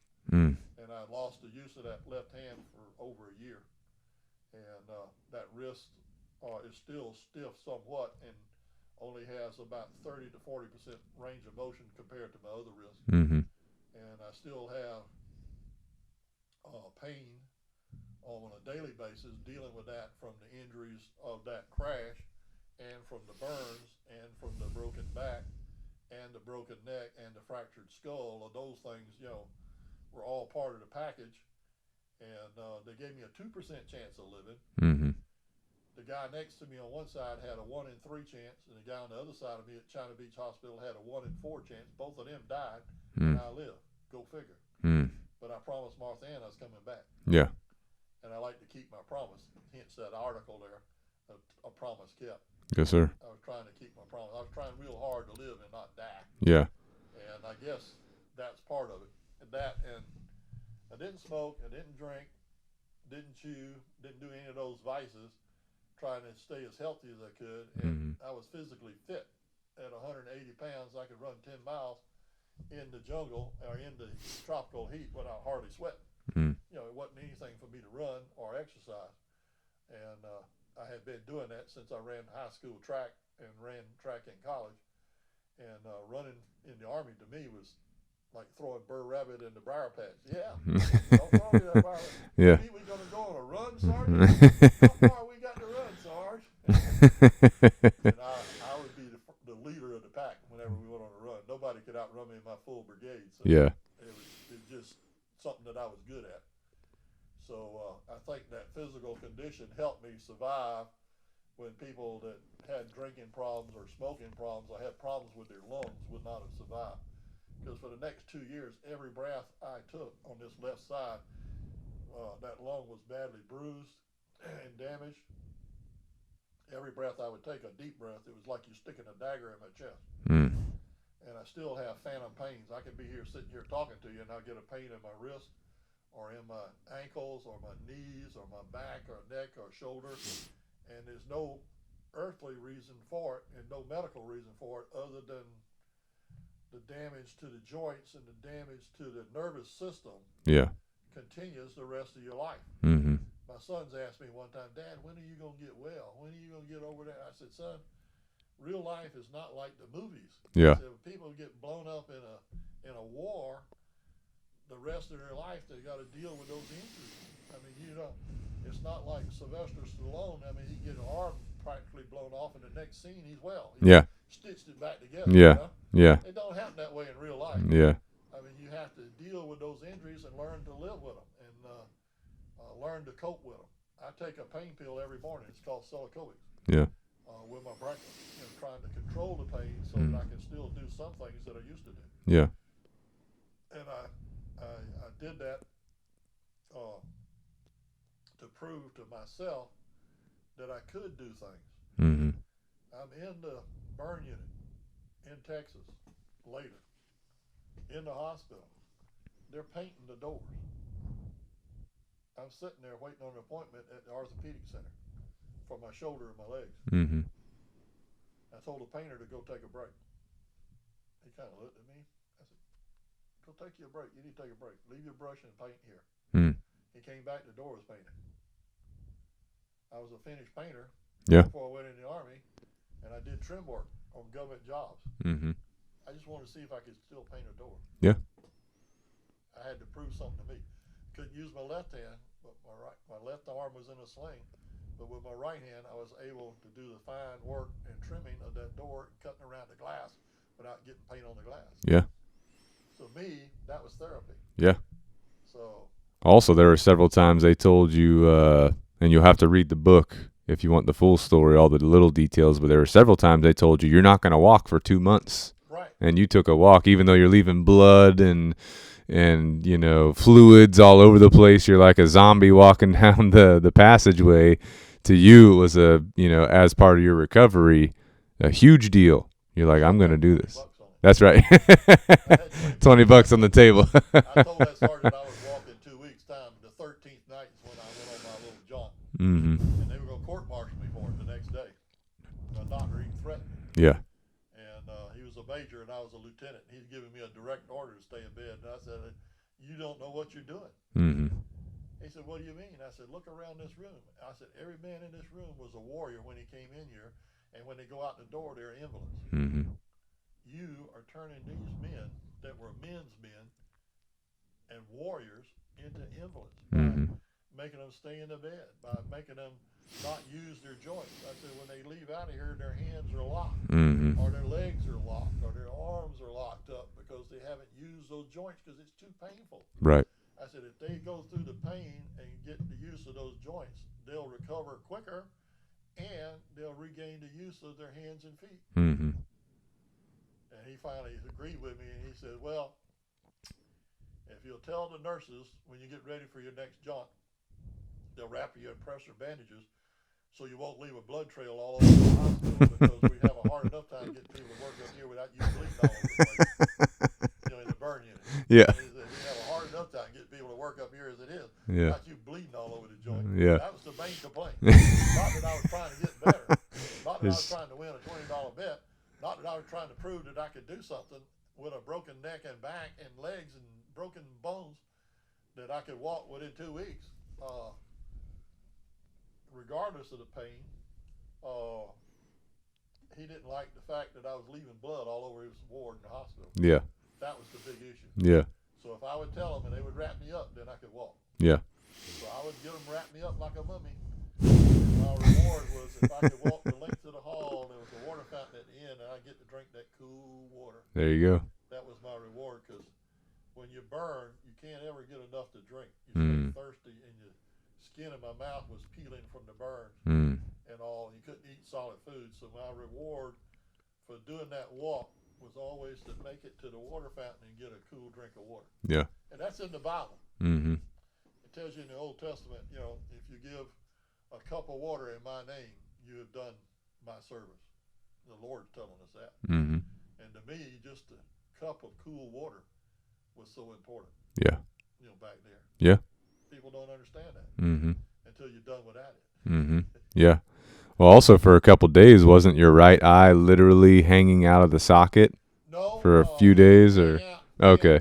The doctor put it back in China Beach Hospital. Okay. Was the only eye surgeon left in the whole country, and he was on duty at 2:00 in the morning. He was putting my eye back in, and he said, "Lieutenant, I don't know if you'll ever be able to see out of this eye again." And he said, "I'm doing the best I can to get it back in the socket, but he said, I doubt if you'll be able to see it again." Mm-hmm. And I said, "I will." And he said, "How do you know you're going to be able to see?" And I said, "My doctor told me." Yeah. He said, "Who?" I said, "My doctor." He said, "Who's your doctor?" He's looking around. Yeah. I mean, we're in surgery, we're in the operating room. Yeah. And he's the only doctor that's seen me, he figures. And I said, "My doctor is Jesus Christ." He said, "Oh, if he's on the job, you don't need me."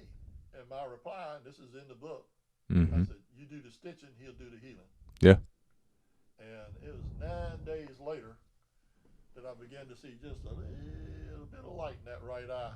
Mm-hmm. And I never got full vision back, and I'm still partially blind in it, but I can still see out of it. Yeah. It's functional. But I do have problems moving it left to right, because a lot of the tendons and muscle tissue above the eye were ripped out and cut. Mm.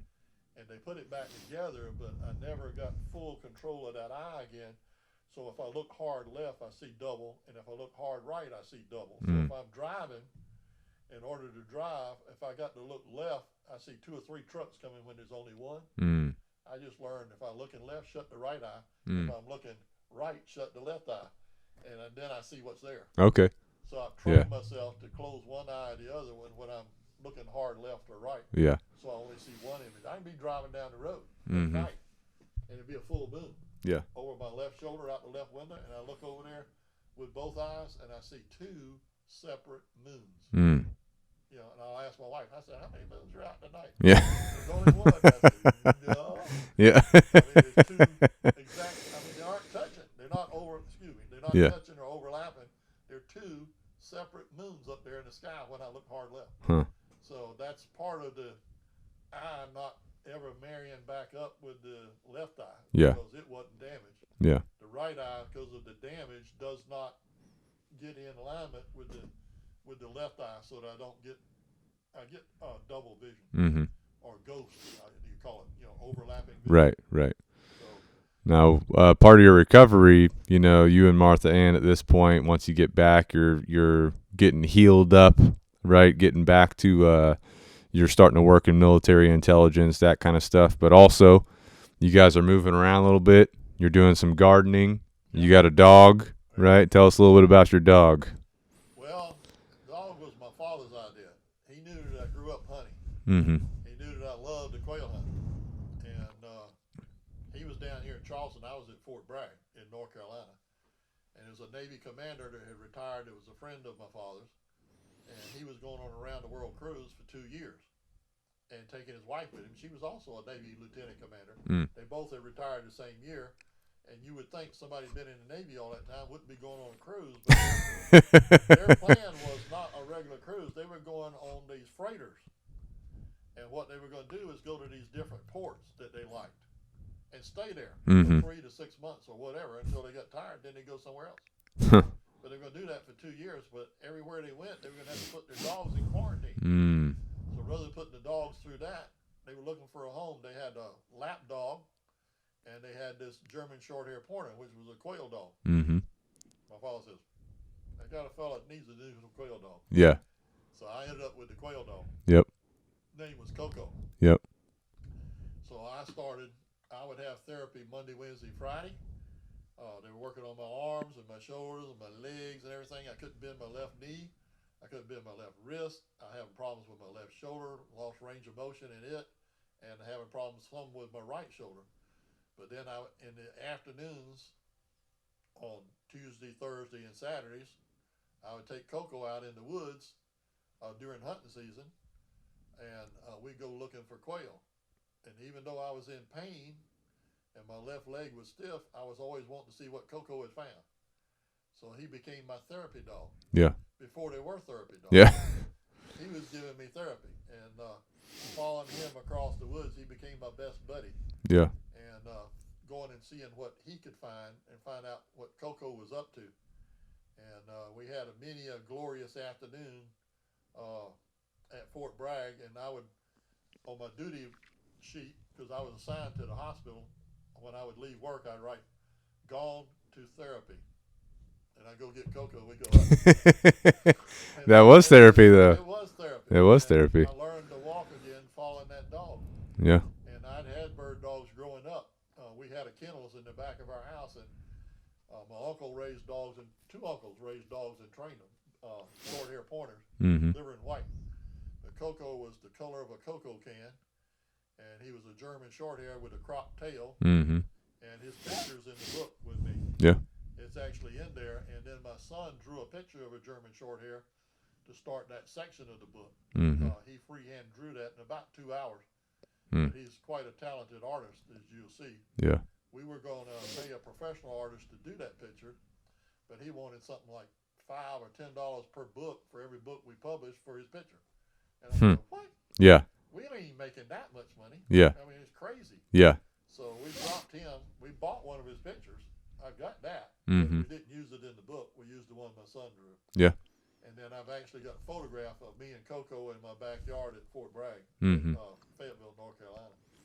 And unfortunately, he died in '96 from heartworm. I had him treated, but he didn't survive the treatment. And I fed him Denny Moore stew out of my hand. Yep. The last weeks that he lived, he would eat the gravy. He wouldn't eat the meat. And I took him out to the farm where we quail hunted, and I was going to shoot him. You know, get rid of Coco. Yeah. Yeah. And I shot the tree that I had him tied to about 6 times with a .22, and I just couldn't shoot him. I couldn't make myself shoot him. Mm-hmm. He was too much to me. He was suffering. He was. He was suffering big He time. wasn't getting back up. Yeah. It was so bad I had to carry him there and put him there in my arms. Yeah. And I knew he wasn't long for this world. Mm-hmm. So I decided to go home and get his water dish and bring him some water and stuff and just sit there with him. And by the time I went home and back, about 30 minutes, he had already passed away while I was gone. So I buried him there by that little cherry tree, a wild cherry tree, on that farm across from Methodist College in Fayetteville. And I had hunted with him there many times in the afternoons, just an hour or two hunt. He loved that little farm, and I did too. Mm-hmm. And I said, well, Coco will be hunting quail here for eternity. He'd be out there pointing birds for me, and we would be having a grand time. Yeah. Well, I went to a funeral up there about 8 or 10 years ago. One of my cousin's husband died. He was in 5th Special Forces with me when I was there. And his name is Jim Grizzle. And I went to his funeral, and I went by to visit Coco's grave, which I had visited many times when I was teaching at Fort Bragg in reserves. I would go by that little farm and visit. Well, I went by the little farm this time. Coco's grave and the tree was gone. Coco is now in the middle of a Walmart parking lot. Oh my gosh. It's a Walmart there. Yeah. The farm's gone. All of that's gone. It's all changed. So I'm thinking about getting a brass plaque and put on the side of the Walmart, drive it in with concrete reinforced nails that says, "Here lies Coco Tallon, 1976." You should. 1976. Here lies Coco Tallon. Yeah, you should. Because that was Coco's grave, and they built a Walmart on top of it. Yeah. And I said, I just can't believe that. Yeah. I spent over $1,000, about $1,200 on his treatments. Yeah. When I wasn't making $700 a month. Yeah. Trying to save him. Yeah. And well, one store. He did things. My brother and I hunted him. I hunted him with some of my cousins, hunted him with my dad and all, and he did things on the field that was just amazing to me for a dog to do. He made a retrieve one time. We were over on the other side of the Cape Fear River, and it was freezing in February. The mist was coming down. It was turning to ice on the bushes. And we were hunting in a Lespedeza patch, and the covey flushed, and I shot and knocked the bird down, and a rabbit came out, and I got the rabbit. My brother shot 3 times. You could only shoot 3 times in North Carolina. Had to have a gun plug. He shot times and knocked the birds down, and it was so dark, getting so dark, I went and got my truck and parked it there on that ditch bank so the headlights would shine on it, and left it running so we could find the birds that we had shot. Mm-hmm. And we found them all but one, including the rabbit. I picked mine up. It's out in the oats field. Yeah. I could just walk out there and pick them up. Well, the ones my brother shot had fallen into that lespedeza on the edge of the ditch. We couldn't find it. Finally, we saw a trail of feathers going down into this ditch. And the ditch was about 8 to 10 feet deep. Mm. And had ice around it on the edges, coming out about a foot. Mm. I lowered Coco down in the ditch, following the trail of feathers, and he goes down there and starts sniffing on top of the water. Stuck his head down in the water up to his ears and picked the bird up from under the water. No way. I had to pull him. My brother had me by my belt. I had Coco by his collar. Yeah. And my brother pulled the two of us up out of the ditch to get us out of there. Holy cow. He recovered that bird. Yeah. And I looked at Coco and I looked at my brother and I said, money can't buy him. Not for sale. Yeah. I'll never sell this dog. Yeah. So that dog did some amazing things. Mm-hmm. I mean, when you're a hunter and you see a dog doing that for you, you know, it touches your heart. Mm-hmm. So losing Coco was like losing my best friend. Yeah. So it was tough. I hadn't owned a dog since. Yeah. Now you look over here, you see dog dishes of water. Mm-hmm. Grand dogs. There you go. I got grand dogs, but I had to pull the trigger and get another dog because I didn't want to go through losing them. Yeah. I just didn't. It was too much like going back through combat. Yeah. And losing your friends. Yeah. Coco. Mm-hmm. I said I just didn't want to go through that again. Mm-hmm. So I didn't find out until later. My youngest son, who's now lieutenant colonel, said that his greatest regret as a child growing up with me is he never had a dog. Mm. He now has two. That's why the dish. There you go. This Yeah. is his second set of dogs. He lost the other two all within a year, both of them. They're about the same age. They were about 10, 12 years old. Yeah. And one of them was named Dixie and one was named Rebel. Mm. And then I said, what are you going to do if you get a third one? His name's going to be Buckshot. Okay. So now he's got two new dogs. That one's about 6 months old. The other one's about a year and a half. And they're schnauzers, black as the ace of spades. One of them's named CJ, and the other one is named Trevor. Now you got to understand that he and his wife graduated from Clemson. There you go. Leave the Clemson area because of the Clemson football team. Oh yeah. So Trevor is named after Trevor Lawrence, the quarterback, and CJ was CJ Spiller, the running back, when he was there. Yeah. And I said, what are you going to do if you get a third dog? He said, he'll be Deshaun. There you go. There's. So he's naming him after football player. And you think that's funny, but he's got a son that's named Hunter. Remember Hunter Renfro that played for Clemson? His son is named They're loving the football. I'm telling you, I'm surprised he didn't name the girls football players' names. You know? So I really Yeah. So that's where the dogs' names have come from. Yeah. From that, and even his own son is named Hunter after Hunter Renfro. Yeah. Well, there's one story in your book about Coco that just kind of shows the bond. But you were walking through the woods one day with Coco, and I think something happens where you fell into a ditch because you're recovering. Drainer ditch. Right. Drainage ditch that the Corps engineer put in. Yeah. That area of Fayetteville was flooding, or prone to floods. That was on the other side of the Cape Fear River. Yeah. And I slid down the bank. I didn't fall. Yeah. You know, just it was wet. Been raining. Yep. Down in the bottom of that ditch I went. I couldn't get out. Yeah. And Coco would come and lick me. Yeah. Wanted me to get up and go with him. He'd go off and hunt for a while. He'd come back looking for me.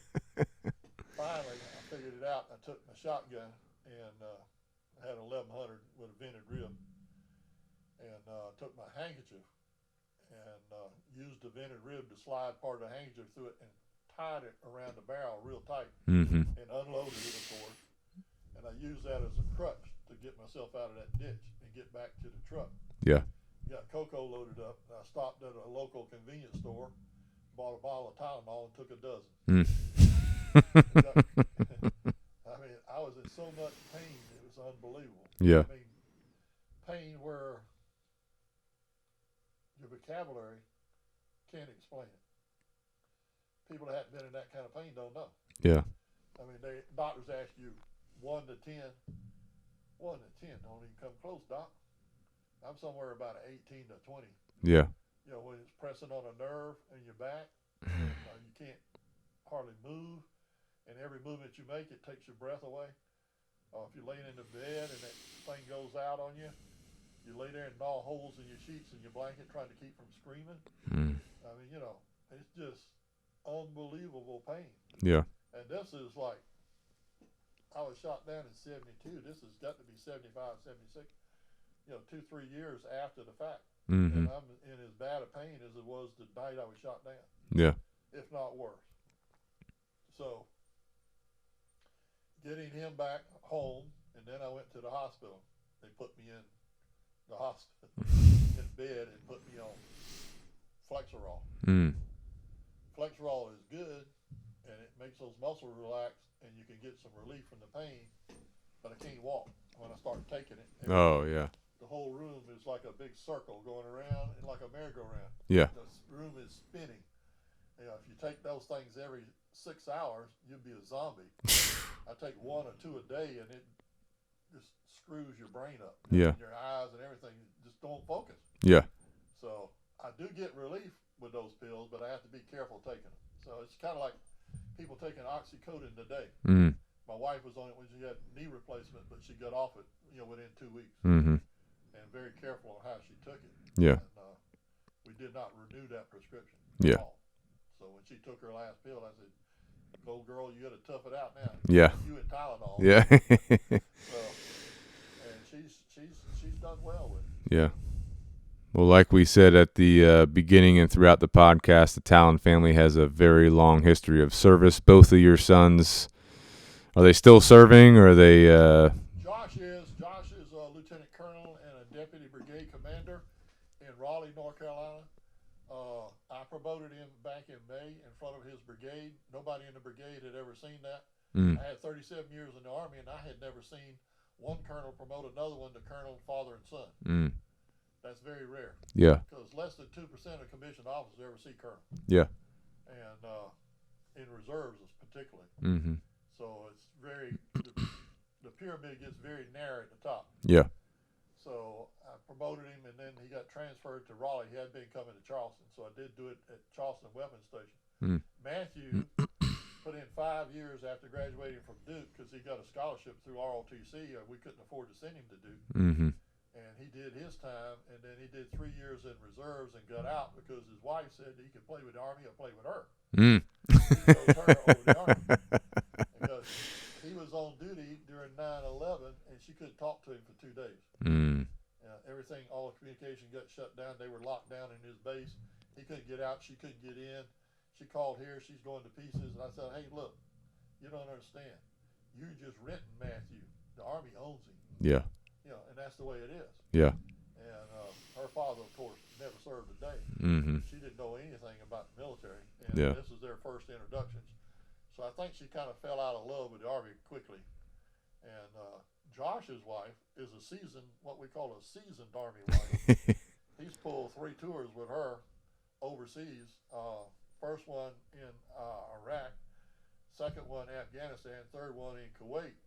Now, when he was in Iraq, he wasn't married to her. They were engaged, and she wanted to get married before he left. And I said, "No, and I won't support the wedding because I've been through that." Yeah. I said, "But if you wait till he comes back and you still want to get married, I'll support you 100%. So she's from Florida. We had the wedding here in Charleston. So Josh's brother and I did most of the arrangements for the wedding. More so than her parents did. Yeah. We split the cost, but we were the ones, making the arrangements for the most part. Yeah. And getting it together. And it was really thing that bothered me most. There's a place called Lowndes Inn down by the Citadel. Where you put a $1,000 deposit down. Well, Josh got extended 90 days past their wedding date. You think we got that $1,000 back? Still ain't seen it. Really? Yeah. No, the guy that owned it sold it, and the guy that bought it said he didn't give me the deposit. He must have took it with him. So he never got the refund, and he was on military orders and extended. Yeah. And I just couldn't believe that. Yeah. So that was one thing we had to eat.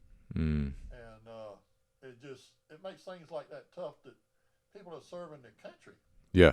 you know, risking their lives, Yeah. getting blown up by roadside bombs, which he did Yeah. in that tour.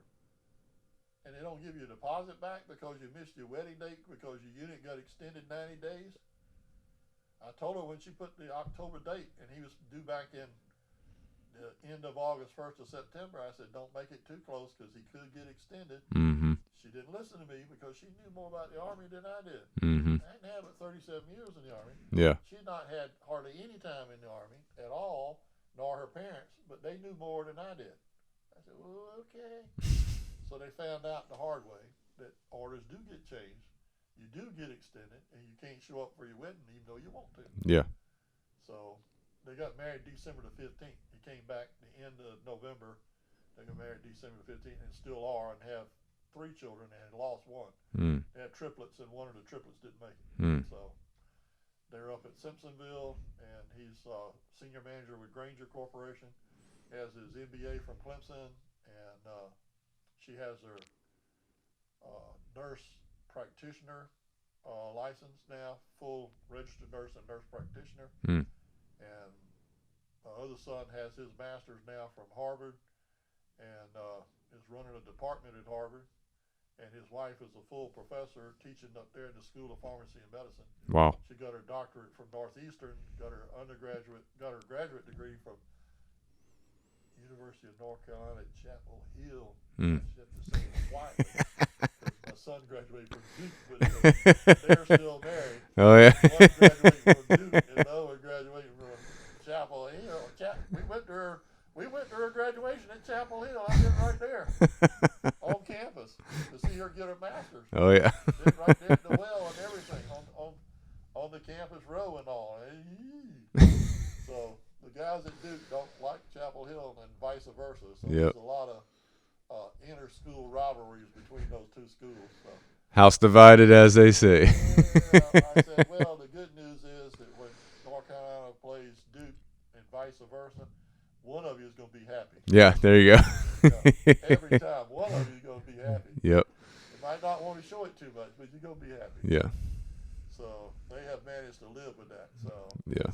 it's kind of amazing. I also attended University of South Carolina working on my MBA for a year, and I've done graduate work at Clemson in the summer Mm-hmm. when I was teaching school. So I've actually attended both of those universities, plus 11 others that I've earned graduate credit from. Because when I was in 5th Special Forces, General Healy said any officer that didn't further his education would get an adverse OER. Mm. So every 6 months, Captain Feely and Lieutenant Tallon went somewhere and took a course. There you go. 2 to 3 weeks. Yeah. Pertaining to our area. Yeah. At that time, I was running the Caribbean Basin for the 5th Group. I was responsible for everything going on in the Caribbean. So. Well, you've had very extensive service. You've had a lot of stuff going on in that service, but these 100 days in Vietnam were intense in the way they ended. Very intense as well, with lifelong, consequences per se, and effects. So I just want to thank you for your service. Thank you, your family, for their service, not just, your sons who are in, but Martha Ann, their wives that have served with them. It's one of those things that a lot of people, they don't consider just a service member being wherever they're at, but it's also the family that's supporting that service member. Right. So while we're here talking on Veterans Day 2021, don't forget the families that are supporting service members, the families that have supported veterans wherever they have gone, and those families that have, lost their family members due to service. Yep. You know what I'm saying? So that can't be taken lightly. Right. Obviously. My final mission for the Army, and I wasn't paid for it, was making sure that my observer, Daniel Richards, got his medals and his Purple Heart. It took me 36 years to get mine because the Army still says I wasn't there because of the classification of the missions. And they put out this cover story, which everything in the cover story is untrue, except the fact that we were burned. Daniel parents went to their grave not knowing their son died a hero facing the enemy on a combat mission. I think that's wrong. And I made it my final mission in the Army to make sure that he got recognized got his medals, and we presented it to his family. His cousins came and received his medal right here in Somerville. And I told them that day, 7 years ago, Veterans Day, I said on August the 12th, 1972, Daniel Richards died in Vietnam as an only child. I said, but Daniel Richards today is not an only child. He has a brother, me. I said, he shed his life's blood on that ground, and I lost 14 units of blood that day that they put back in me. We both shed our blood on the same ground, and we're now blood brothers for life. And I said, that's why people can't understand. I would spend 41 years of my life getting him recognized when I had known him for less than 3 hours, period, on this earth. Because somebody had to do it. And it fell to me as a commissioned officer to make sure it got done and done right. We had Whitney Houston sing the national anthem, and we had the Thunderbirds do a missing man formation right at the county administration building inside. The formation was on tape, and Whitney Houston, unfortunately, had passed away. She was also on tape, but we got permission from her people to use it for that ceremony. And Jim Schumark, who's a retired colonel, full colonel in my church, helped arrange it, and Larry Hargett, who was chairman of county council, helped get us the building and facilities and take part in the ceremony. And we did it up right. And when we got through, there were nearly 40 people there, and I took them all to Oscars for lunch on my ticket, including Raphael James and his daughter from Channel 5 News. They came and did a whole write-up on it and did a telecast on it about justice at last for Daniel. Mm-hmm. And there's so many cases of people doing these special op missions, and they don't get recognized. The whole movie, The Rock, with Nicolas Cage in it, and Sean Connery. Mm-hmm. The whole thing that the general was complaining about was his special op people not even getting medical benefits from being wounded on special ops. And when we do those type missions, they tell you, if you get captured, we're going to deny we ever knew you, that kind of Mm-hmm. stuff. And you kind of take that with a grain of salt. But when it happens, you at least think when you get back to the States that, you'll get your medical treatment and retirement or disability or whatever that you're entitled to, and they treat you like you were never in the service. And that's wrong. I don't care what anybody said, that is wrong. So it was became my mission to correct the great wrong. Because of that, General Livingston, Medal of Honor winner in Mount Pleasant, wrote me back when I sent him a copy of the book and asked for his support for the book. He said, Colonel, you epitomize the spirit of the Marine Corps. We leave no man behind. What you did for Daniel is remarkable. A story like I've never heard before. He said, I salute you as an honorary Marine. And he signed it, Semper Fi. Mm. That meant more to me than to know. So, tough time, but worth the energy. Yes, sir. I'm sure Daniel Richards is not forgotten and remembered for his sacrifice for his country. He's the hero in the book, not me. I don't claim to be a hero. He's my hero. So, it comes out in the book. The third section is called The Quest. Yep. It's there. Yes, sir. The whole book is extremely powerful, extremely detailed. Highly recommend any listener to get the book, read it. Gets emotional. Yeah. Right? I got super emotional reading it. I felt like I was there because of the detail you go into in the book, while you're in Vietnam, afterward, during the recovery, during the quest, your recovery from the wounds you sustained during the quest to, make right to Daniel. You know what I'm saying? All that, I was tied into it emotionally because of the detail you went into. You know what I'm saying? And, the mission is complete. You got the mission complete. My final mission for the Army, even though I wasn't paid for it. Yeah. Yeah. I've done a lot of things for the Army I didn't get paid for. I spent 8 years at the Air Force Base as the wing and squadron intel officer out there for no pay. Mm. I did that to make sure I had enough good retirement years to draw my retirement. Right. And I wanted to make sure I trained their people in their intel shop. I wanted to make sure that they knew what they were doing and that people would not die needlessly because the people weren't trained when we got deployed. Right. That they would be ready for the deployment and they would know how to operate a TOC, Tactical Operations Center. They would know how to do intel briefings. They would know how to do intelligence preparation in the battlefield and stuff that I was trained to do. I wanted to make sure they knew how to do it before they got into combat, didn't have to learn it on the job at the price of American lives. Mm-hmm. So that's, my brother didn't understand why I did all that. Yeah. And a lot of people didn't understand while I was doing it years after I could have retired. But I felt like as long as I could help the next generation be better soldiers and better airmen, that my mission was to do that. Yes, sir. And that's what I did.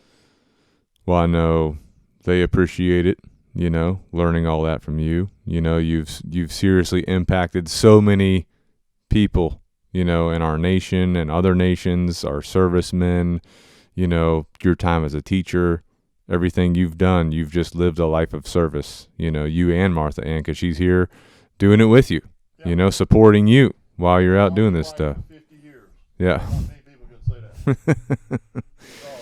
37 with me and the rest with my sons, the two sons. Mm-hmm. I mean, I was still in reserves when they first went in the Army. You know, I was still active in the reserve. Yeah. So she's actually been an Army wife and mother for over 50 years. Mm-hmm. And most women don't put up with that. Yeah. I mean, a lot of guys at my age and all are finding themselves divorced, or the wife has left them, or whatever, because of the required separations and the dangers of serving the country. And they don't understand. A lot of people don't understand why you do it, and I do it so that we'll have a better country and a safer place for my children and grandchildren to live in. Mm-hmm. And that was my reason for staying. I mean, I went in the Army because I got drafted. Yeah. You will go. Yeah. I didn't have a choice, so I volunteered 2 days before I was assigned in at Fort Jackson so that I would get OCS. Mm-hmm. And I finished and got through my training. Yeah. Because I couldn't see a college graduate just stay in a private. You know, I was always headed for the next level. Yeah. Yeah, absolutely. Working out. I told both my sons when they went in, I swore them in as lieutenants. It's not important where you start the race, it's where you finish that counts. Mm-hmm. I ran track. You might not be the first one out of the block, but if you're the first one across the finish line, you win. Absolutely. You know? Absolutely. So that's what I tried to teach them. Yeah. Get to the finish line. Good to go. Well, to wrap everything up today, I just want to read one more time. Now that we've had this conversation, Yeah. you know, the listener has heard some of the incredible stories of your service, of your time, of other people's service, other people's time. Let's read this poem one more time. Freedom is not free. I'm going to read it. I thought, how many men like him had fallen through the years? How many died on foreign soil? How many mothers' tears? How many pilots' planes shot down? How many foxholes were soldiers' graves? No, freedom is not free. And with that, Colonel Tallon, just want to thank you again for sitting down with us today. Thank you for your service. It's been an honor. And do you have any closing remarks for the listener out there?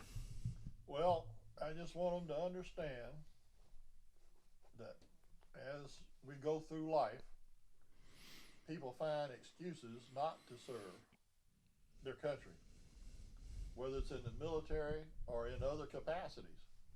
Could be teaching school and leading young people, whatever the cause. They look for excuses of why they didn't or why they couldn't. But there's a few that stand in the gap. And standing in the gap, we're willing to receive, I think it says in the Bible, the slings and arrows of our enemies in order to defend those and what we believe in and what we love. And I think that's the basis of the way I was raised and my family and what I tried to raise my sons to become. as commissioned officers and serving in the military, that they too would be willing to put their life at risk and stand in the gap in defense of their family, their homeland, and their country. You see, when you go to a soldier's funeral, they play taps. And in taps, it means day is done, work is done, and it was played in army camps from the Civil War on. And it was a bugle call, meaning that you could go to bed and you could go to rest. Then they fire these volleys, and they fire 3 of them. And they fold a flag, and they present it to that soldier or that service member's survivors. And tucked inside that flag are 3 empty shells, one from each volley. And the volleys mean duty, honor, country. That's why they fire 3 volleys. That's why they put those 3 empty shells, lest we forget. That's what serving your country is about. Your duty, your honor, and your country. What is that worth to you? What price do you put on it? The highest price that can be paid. People have put on it over the years when they give their life for their country. So it has to be important. Even Thomas Jefferson said that back before this was a country. He said that the tree of American liberty must be watered with the blood of its patriots in order to flourish and grow. And what that meant was every generation has to be willing to stand in the gap and to take those wounds that come from our enemies in order to protect us. We have to be willing to shed our blood so that this nation can be free. And every time you look at that flag, when it's flying, it's 3 colors up there: red, white, and blue. The white's for purity, blue for sincerity. The red is for the blood of your patriots, those who shared their blood for their country. George Washington drafted the first medal presented to the American soldiers. His picture is on it. It's the Purple Heart. Long before there was a Medal of Honor, the Purple Heart was the highest award you could get as a soldier. To be wounded in the service of your country or to die in service of your country. So that's why the Purple Heart was important to me, and that Daniel's family got recognized for his service to his country. That's it. And with that, thank you to all veterans, all service members, their families, and those that have lost loved ones in service to our country. Like Colonel Tallon said, not just in the military, but also other ways of serving our country. Right. Law enforcement, correct, first responders, teachers, so on and so forth. We appreciate you guys listening today. Thanks for tuning in. And until next time, out.